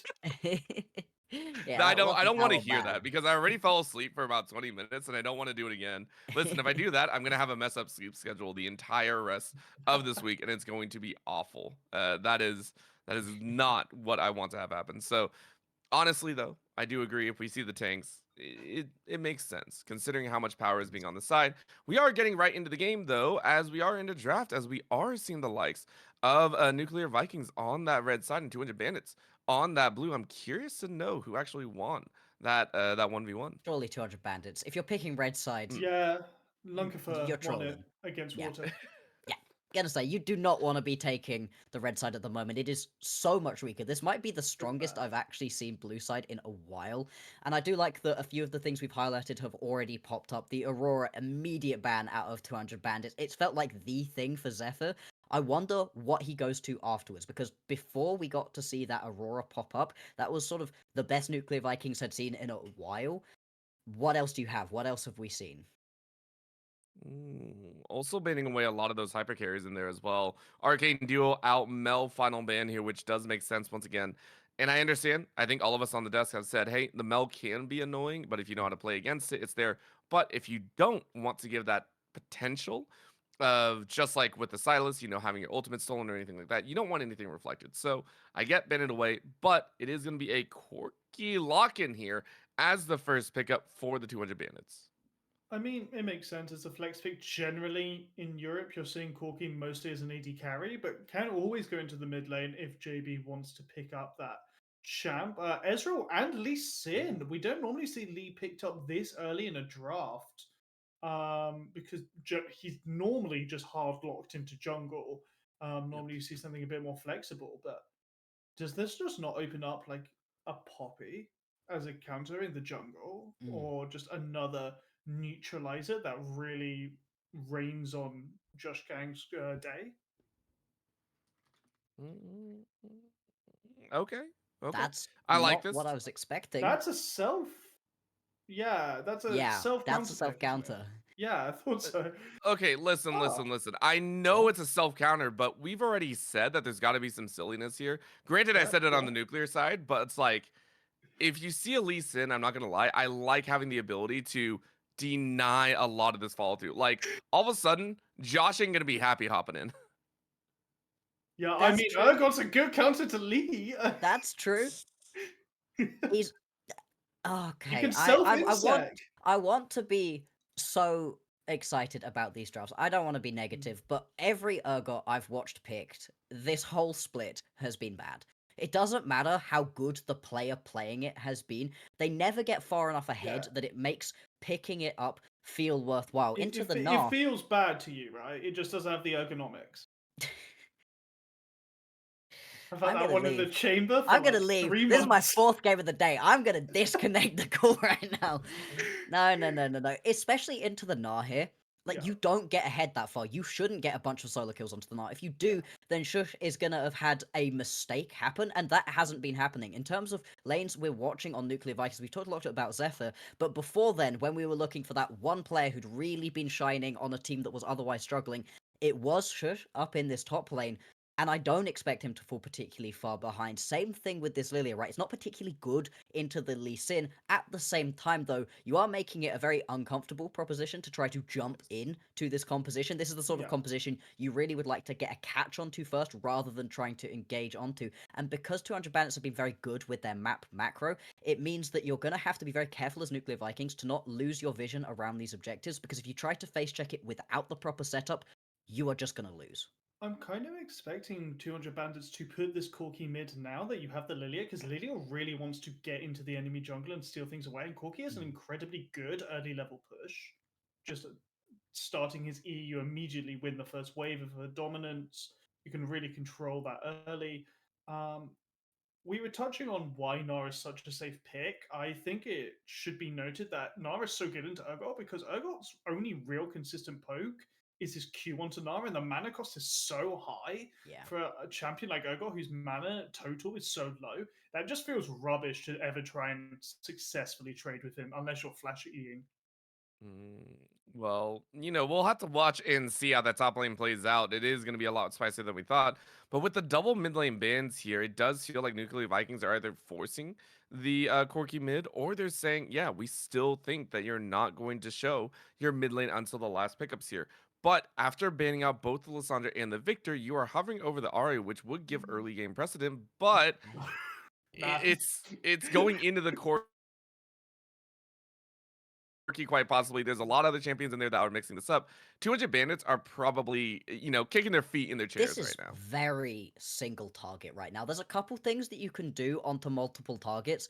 The Gnar ult, maybe the Ahri's Q hits a couple members, but you are super reliant as Nuclear Vikings on catching one person and blowing them up. Now, that may well be a great strategy if the one person on this 200 Bandits composition gets very far ahead, but I don't see this being a single threat composition. It's not like you've got yourself a Jinx and 4 supports, or a Kog'Maw and 4 supports. No, these are multiple champions who can be threats. Everybody but whoever this support is going to be picked is a threat that you need to deal with, and you don't really have that multi-target damage, that multi-target engage that you're really looking for. If you are able to get the picks, maybe you still don't even win out onto these big team fights. I mean, the composition is so hostile to jump into, and I love the look of the Silas here. There's so many good ultis to be able to pick up here already. As much as it isn't a big damage ulti, anytime a Silas has stolen away that Spirit Rush from the Ahri, it's so funny watching him being able to weave through teamfights in a way that champion should never be able to do. And I think Nuclear Vikings here were maybe gunning for an Alistair pick to try and get in, but the immediate Silas pickup means you just can't lock in an Alistair because you just make him so OP. So they kind of default to the next available hard engage tank, which is Leona. But Nuclear Vikings' comp identity is a bit all over the place for me. Yeah, it's a little out there. I'll also say I love the fact that I can only imagine Silas going, I'll show you the original volleyball and being watched punt Aleeson right back out of the fight, just like, nah, we're good. Yeah. We're good. I don't want to deal with you.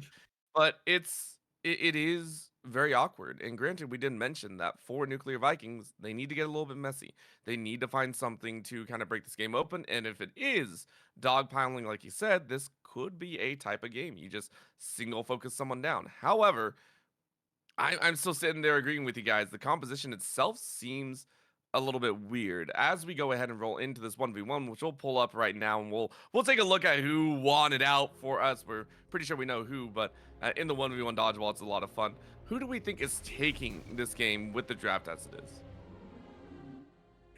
It's got to be 200 Bandits, right? I mean, the only way they really mess up is if they misplay this short-range comp, the Silas, the Lilia, the Urgot.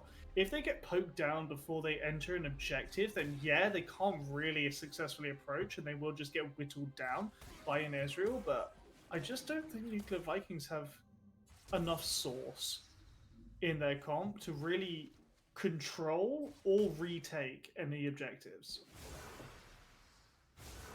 Loxer, would you agree with that, or are you swinging the other way? This needs to be a legendary Josh Kang performance on this Yeah. Lee Sin to make it work, right? You've got to be so far ahead in such a strong position. To be honest, in such a strong position where you don't particularly need to draw on the help of your support, because I think trying to take the support away, as much as Ezreal is pretty safe, pretty okay, into a Corki Rel, you can still get jumped. It can still be a little bit of a risk. And we were talking, right, about how we don't love the Lilia. I'm not the biggest fan of the Urgot, but nameplates on, we've been talking a lot throughout today about nameplates on versus nameplates off. Well, with them on, I think that this composition is not terrible out of 200 Bandits, and they are a great team. Yeah, I think it is going to be 200 Bandits taking this one. All right, well, 2 there, and this time I will agree with the desk. We'll send it 3-0 over to 200 Bandits if they can. If Nuclear Vikings upset, though, you'll make us look pretty silly. So let's see if they do so. We'll go ahead and send it back over to the casters, Thousand Eyes, as well as Frisky.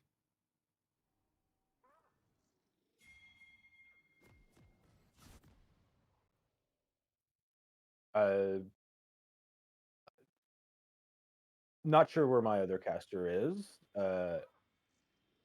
I am excited here as we get underway here. I have never been more of a Nuclear Vikings fan because I love seeing the desk be wrong. So I have an agenda at this point. Well, I'm sure you were very happy just to see me wrong, I think, on both predictions today, with both the Versio and Broad and Friends losing. So, I gave you a little bit of that, and then, hopefully the rest of the desk will be wrong on that. As we know, I am not the biggest Nuclear Vikings fan, but I am a big Bum Clean fan. That is my guy, him and Water. Great. I love that combination, of course. However, I do agree with what Rory was saying on the desk. I'll use the English pronunciation or the American pronunciation because he said they don't have enough sauce, which he said like source. So gotta correct you there. Gotta make sure the language is right. It's sauce, not source. I don't think you and I have the right of way here for that one. Oh, I know I don't, but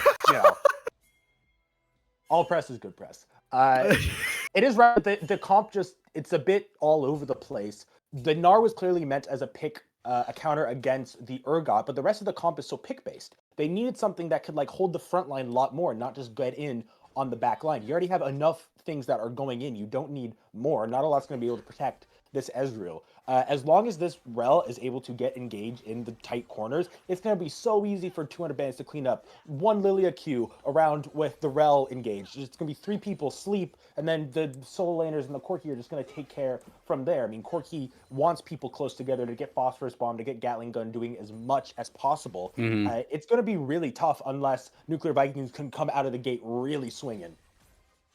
Yeah, I'm interested here, especially like you said, the Corki damage early is so scary.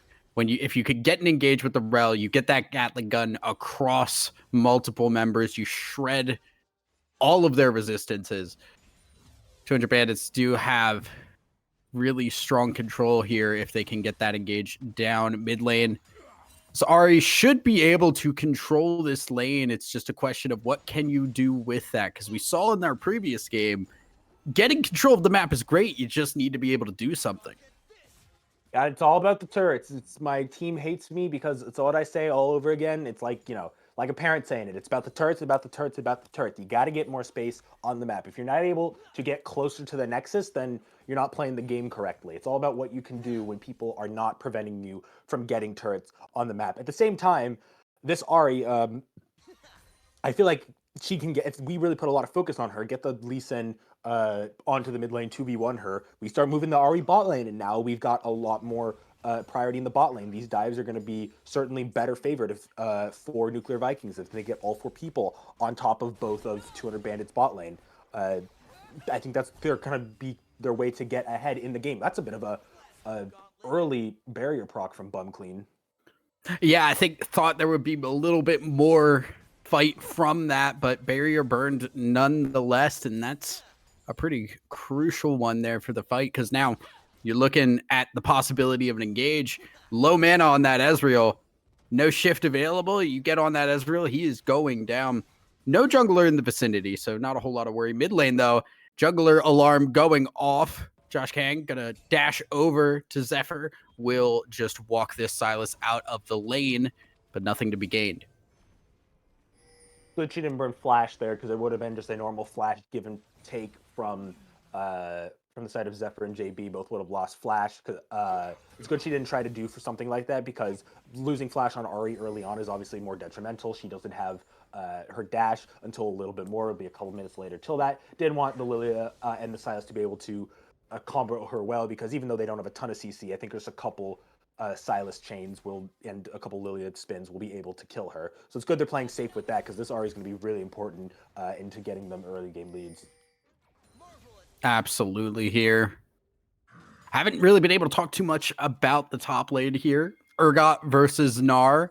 Definitely have been seeing a bit more Urgot here, but the Gnar has the range to keep up there, and you would expect to control this lane as we are seeing right now. It's just a slow one. Fair patience. I feel like more needs to be done from Nuclear Vikings, or they're maybe a little bit nervous, maybe not sure where to go for on the map. Obviously, 200 Bandits, not a ton of priority right now, not a ton they need. They can chill. As you can see here, they go in, Valkyrie's away, jumps away. Not a whole lot that Nuclear Vikings can do about it without more help.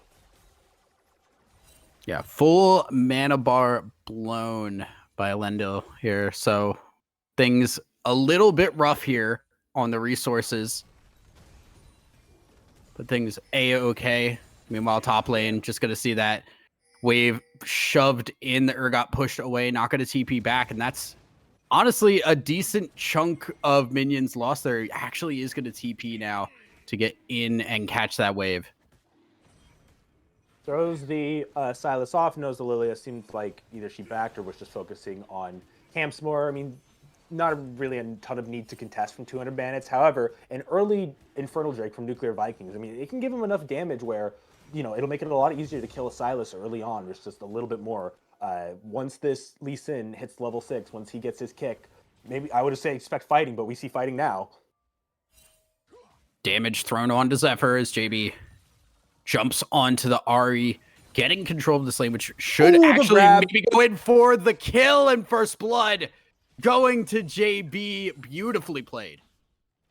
Just patient waiting. Sylas just gets the chains on them. He's such a scary laner. We always think about how much he can do in the mid game and late games, but still his early game presence is so strong. They try to counter with him though, but I don't think there's enough damage from the Lee and the Leona early on. He's just going to be able to walk away scot-free, it seems. Especially with Lilia waiting in the wings there after taking the Void Grubs.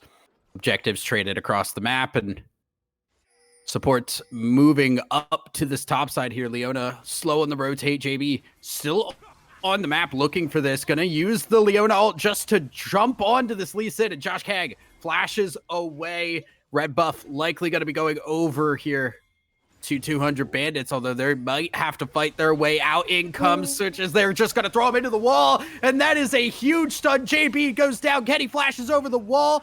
Nuclear Vikings looking a little bit rough, though. The damage is a little bit strong. Loopies come in, flashes over to claim the feat of warfare. 200 Bandits, they get the 3 kills first. I was about to say this is going to start looking really bad for Nuclear Vikings because it seemed like they were going to start, 200 Bandits was just going to start oppressing their jungle so much, and it was going to give Josh King so much less room to move, which he desperately needs. But they did a really good return on the fight. They got the Gnar over the wall, got him to ult a couple people. This fight ended up being relatively spread. There's still a lot of strength on the side of 200 Bandits. But as I say, a 2 for 2 is better than what Nuclear Vikings could have had even with a 0 for 0. So they at least gained some control back of their north side quadrant in the jungle. Absolutely.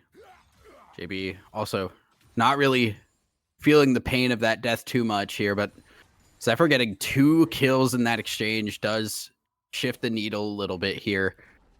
Helps out, especially now you got that Dark Steel with 4 stacks on it just for kind of just being in the right place at the right time. Yeah, it helps. Just 2 kills on already, 2 Dark Steel stacks. It's going to help early on. I'm a very, very, very big anti-Medjai's person. I just think it's so much, just too risky for an item. Dark Steel, I think, is way more worth it. Obviously, it gives you a little bit more, and just a couple stacks help out early on. But having a whole box replaced for Medjai's, I don't think it's that helpful, especially in the top play against really good teams. It's you're not going to get that many kills, just even stay alive that long. Especially if Nuclear Vikings do it when they're fighting for a playoff position. If the guy goes Medjai's, that's like too much confidence. That's what you call insane cockiness. No, that's I don't even know like where that confidence would even come from their performances. So if anything, it'd be really impressive. Absolutely, but it is at least a little bit of extra damage at the moment here. Mid lane going to be taken over by Bum Clean and Water. So they're going to walk up here, and the Ahri will start catching waves on the bot side. So already moving these lanes around the map here. Can Nuclear Vikings do something with it? Kenny has followed as well. We're just going to see if they can gain jungle control.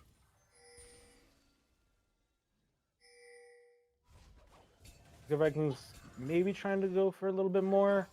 They seem to be hanging around, but they get a catch. Yeah, Water, you cannot be there. Just a little bit too far forward at the wrong time. JB got to pick up that kill.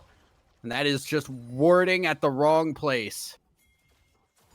Yeah, they tried to ward a little bit farther up. Thought they had more control, but fortunately Water gets burned for it, and the fight continues.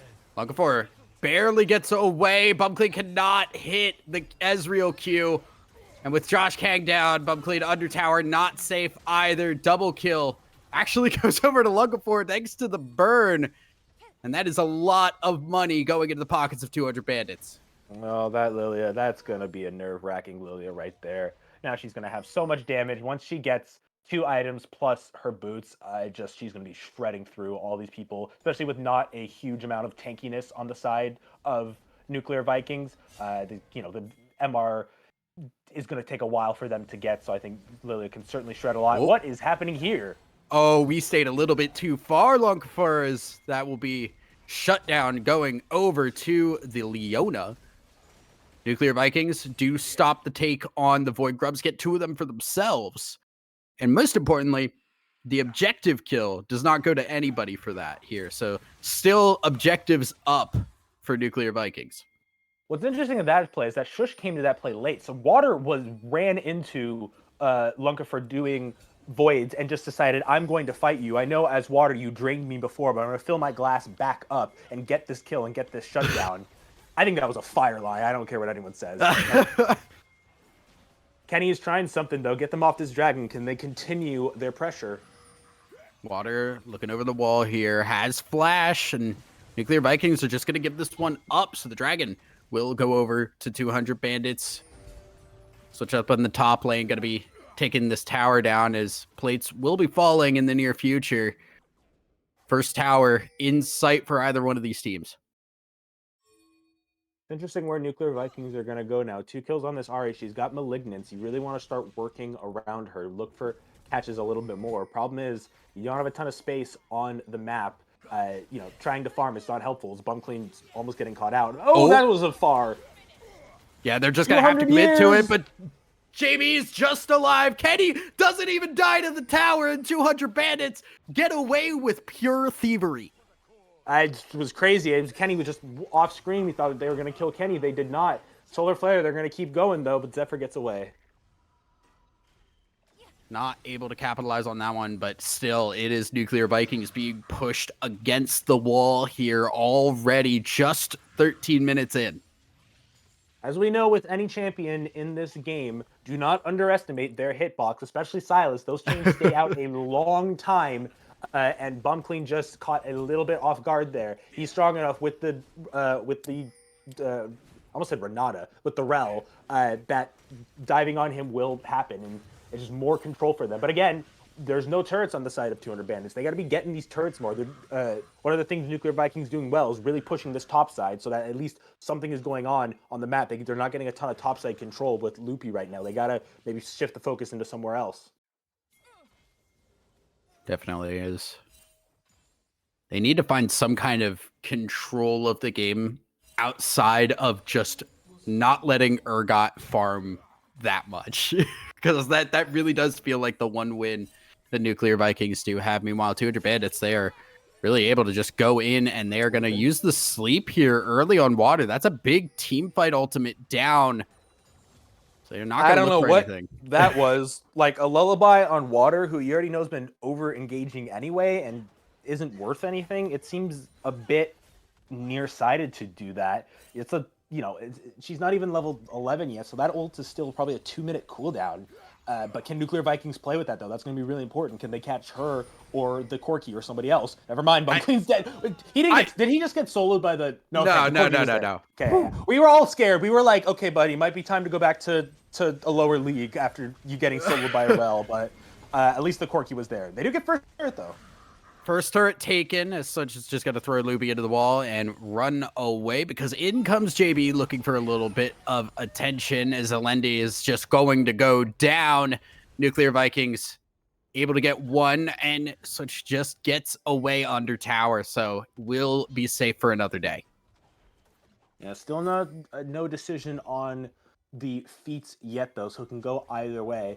First turret down for Nuclear Vikings. They're getting a little bit more space on the map, which is certainly going to help them out. Good counter on the fact that there was a bit of an overstaying on 200 bandits, but now we have another overstay. Overstays leads to one to the other. Every team gets a little bit cocky, think they're safer than they are, but they never are. It still at least gets a counter turret on the side of 200 bandits, so they're equally opening up the map as Nuclear Vikings is. Towers traded. Kills mostly in favor of 200 bandits. I think JB is really kind of JB and Lunkafor are what we're looking at right now in terms of controlling this game. If that mid jungle duo can do a lot around the map, if they can just keep getting those picks, keep skirmishing like those champions like to do, 200 bandits are in a very good place. 1 minute until the next dragon spawns. Gonna be a little bit more feisty right now, though. Lunkafor trying to go in, even though oh, never mind. Sleep? Lullaby is back up. It was about that time. Gonna use it, but it doesn't get any Pushes kills. them Gets a off. lot of damage. I mean, it gets Josh Kang back from recalling. They don't get the turret, it looks like, so they're gonna all shift their focus onto Rift Herald and maybe trying to get Shush out as well. Which is gonna be backing away from that one. Does not have control to move up and try and contest this. I don't think this Rift Herald is fightable for Nuclear Vikings, but they're looking for it. So just hit Megaform. Big Leona ult onto 2, but nobody's there to follow it up. And Kenny able to hit the stun. Zephyr at low HP. Josh Kang's not healthy either. Things look so dire for Nuclear Vikings. JB still alive, gets another kill. And 200 Bandits once again come out on top. I had to prepare that eulogy for Nuclear Vikings at this point because that was a nightmare play. Don't know why they were thinking about contesting that, especially when Josh Kang was isolated. Water goes for the solar flare, but then misses his Leona engage for some reason. Don't know how he missed that when it was very open there. And then they just had no team fight presence. And then Shush was on the other side. Nothing was good about that. Nothing went right about that. And it showed as 200 Bandits take more. 200 Bandits in complete control of this game at the moment, and it is going to be on them to be able to close this one out. Dragon is alive. They're going to be taking vision control here, as they should. Both the mid and bot towers gone for Nuclear Vikings. It is very scary to try and contest these objectives. Yeah, it's a bit back and forth right now. I don't think they really know what they're doing. Water's just consistently being too far up. Unfortunately, Bum Clean hasn't really had a chance to do anything this fight. Or not just this fight, this game in general. 200 Bandits easily pushing them out, just getting this dragon, and just almost all you really need to do really right now with a team like Nuclear Vikings is just wait for them to make a mistake, wait for Water to kind of go in. It seems like that's their MO right now. It's going to make it really easy for 200 Bandits to take the win earlier. The desperation is palpable for Nuclear Vikings at the moment. Zephyr getting run down by the Urgot. Will be charmed and will just run away here. Flashing, gonna get the kill with the ultimate, and Zephyr not even able to dash away from the Urgot. That is not what you like to see. That's just too cocky. You just see that big boy and you know that he's 3-0 and he's got so much kill potential. He can get on top of you pretty easily. You just got to run away. Don't know why you would even try. Just run away, charm him, keep running. Get so much control of this top side now, and really Nuclear Vikings are not. What do they do now? I mean, those turrets are gone. I mean, they have to try for something crazy. Bumclean's trying it right now. Yeah, it's looking very, very rough. Water hex flashing over the wall. Shuch is running down Loopy, and Loopy stayed a little bit too long. Shut down over to the Gnar. Well, that's another turret down. I mean, the Rift Herald helps with that. So mid turret almost going down for the side of 200 Bandits, as well as the bottom side secondary turret. And again, opening up so much more availability on the map. They're going to have almost entire control of these dragons. It seems like that's what they're just kind of wanting to do, build up their strengths, get as many dragons as possible. If Nuclear Vikings can't do anything, then just let them, let the opponent make the mistake and just play off that. Exactly. 200 Bandits are just letting Nuclear Vikings make their mistakes. Might hit a sleep off that, and don't even have the shift. He's just exploded. Kenny got to hit the stun under the tower. I don't think they really want to continue to chase that. Urgot ult used. There will be no fear beyond death, but it is once again another kill, and this turret likely to fall soon here. Chuch is pushing on that bot lane, but it's not really what you want to do at this point. You're losing pretty critical towers.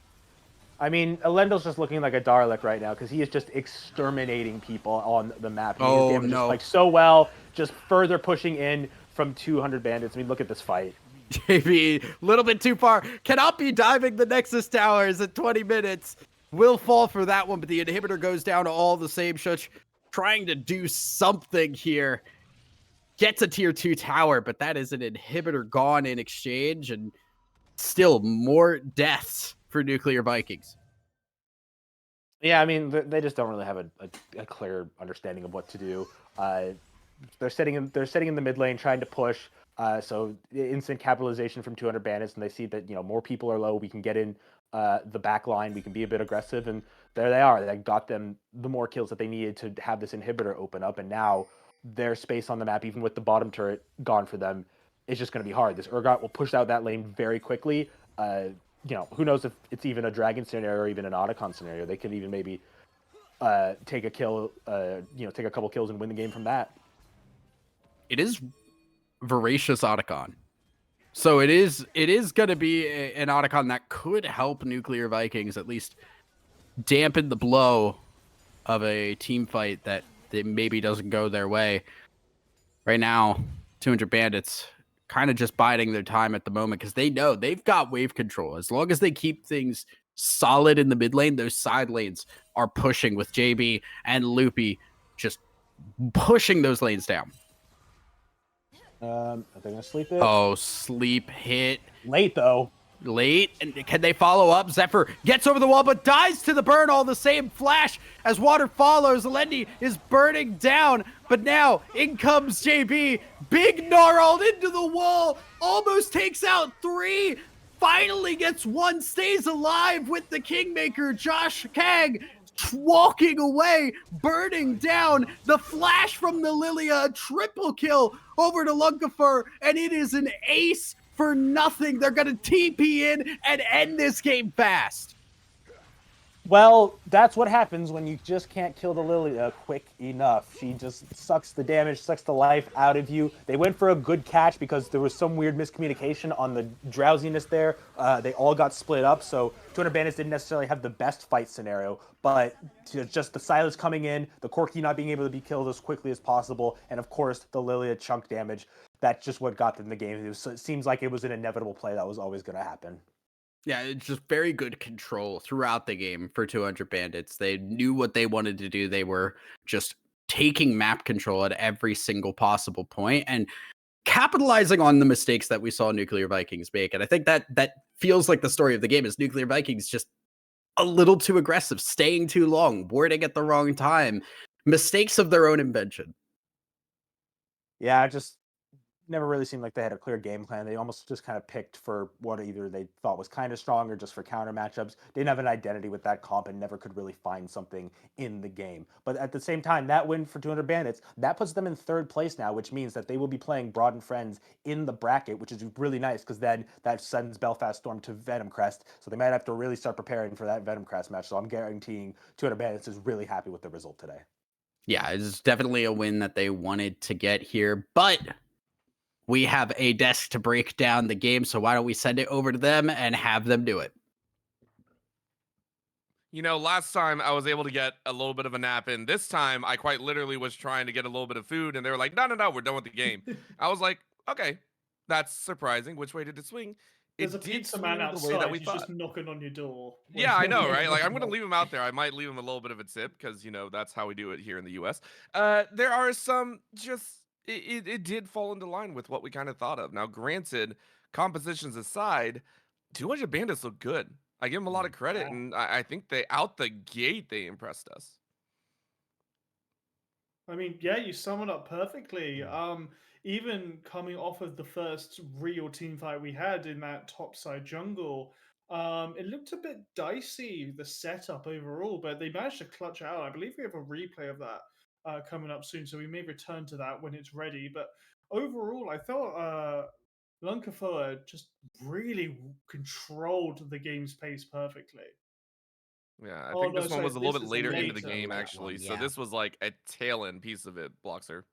Yeah, this is the later on team fight. This is the one that sort of caps the whole game off. It's just such a crazy team fight. But like you were saying, Rory, it's from pretty much the very beginning.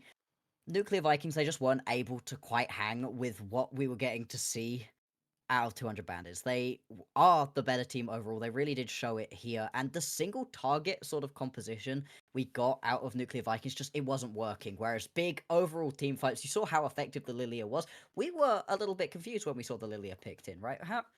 It's not particularly strong into the Lee Sin. In fact, we were counting it as a little bit of a self-counter pick. But at the same time, of all the lanes to do it to yourself in, jungle is the least impacted by those direct counters back and forth. And because you weren't able to really get a good start on things, as Josh Kang on this Lee Sin, it meant that Lungfo was never really getting a lot of pressure, was able to use this Lilia very effectively, scale up in a great way. And I mean, we've been talking about it all day, right? Nameplates on, nameplates off. Well, nameplates on, 200 Bandits better team, and their composition wasn't bad. It wasn't the sort of composition where I'm like, wow, you can't win with this. And I'm actually really happy to have seen a Urgot actually be able to do well, because we've seen so many of them falter. This one was looking pretty good. I do also want to quickly call out the Silas pick was great. Mm. I love how they Yeah. drafted Silas. I think Silas cycled through every one of the enemy team's ultimates and made good use of them. JB even picking up that solo kill in lane early on in the 1v1, like set up for success and then just ran with it. They did a fantastic job down there in the bot lane as I went full robot there for a good couple seconds. It was very, very fun. But as I was saying, I think Elendil and Kenny actually put up a really good show as well, keeping the Ezreal down, making sure that the Ezreal didn't get freedom to move around. I mean, sitting there at 0-4, it hurts. No matter what, any sort of ADC, you sit there, it's like, dang. But especially on an Ezreal, it hurts extremely so when your whole job is to not die. And the fact that you got pinched, granted, outside of the Ezreal's control, it still hurts to see. So overall, very nice job to 200 bandits. But with that, I believe we are done for the day. So the question now remains, which matches truly impress us the most? I'm going to leave it right there. Bloxer, you were here for pretty much all 4 games. What matches impressed you the most here on the day? It's a boring answer, I'm sorry, but it has to be that clash of the top 2 teams. It was billed as being super exciting, and I gotta be honest, it really did end up delivering for us. Broad, Venom Crest, they're both incredibly exciting teams. I'm very excited to see what Broad managed to do for themselves going forwards, but Venom Crest, they are the end boss. 9-0 at this point, and honestly, if they don't drop a single game, it wouldn't surprise me that much. We say this all the time coming out of the regular season, and then teams inevitably mess things up, things go a little bit awry, but of all the teams to be able to keep a clean sweep going through, Venom Crest, they just look excellent. Rory, what do you think? I mean, it's hard to have a counter to such an eloquently put point, but yeah, Broad and Friends versus Venom Crest today was, I'm going to be honest, it was the only seriously truly competitive match today. There's been a couple stomps, one that's run away with the lead quite early on, but that Broad and Friends Venom Crest one, very, very tight. Sure, there was some sloppy team fighting, but you know what that happens. I'm not going to discredit it that much. Full mechanics on display in that match, and honestly, I had a great time watching it. All right. Well, there you go. Some awesome matches here on the day. If you missed all of the action, hopefully you didn't, because it was very, very fun and it was very, very exciting to watch as well. Make sure to rewatch all the VODs and enjoy all the action here on the Twitch channel because, hey, guess what? Playoffs are coming up very, very quickly. I don't believe we have any tiebreakers really. Oh, no, there's a few at the very bottom, which we might get to, I believe, later on in this week. So make sure to keep tuned to the socials to know what matches are coming up and where to watch them as well. But with that, we are done here on the day. I know Bloxer really wants to get some rest. Rory, I'm sure, does as well. And we here also in the US side of things would also like to rest. And I'm sure the players would as well. But it's been a fantastic day. I'm glad everyone tuned in. Shout out to the entire first half of the desk as well as our production crew, Casual Cutie, running all the prod behind the scenes. We thank you all for tuning in here today, and we'll see you all next time.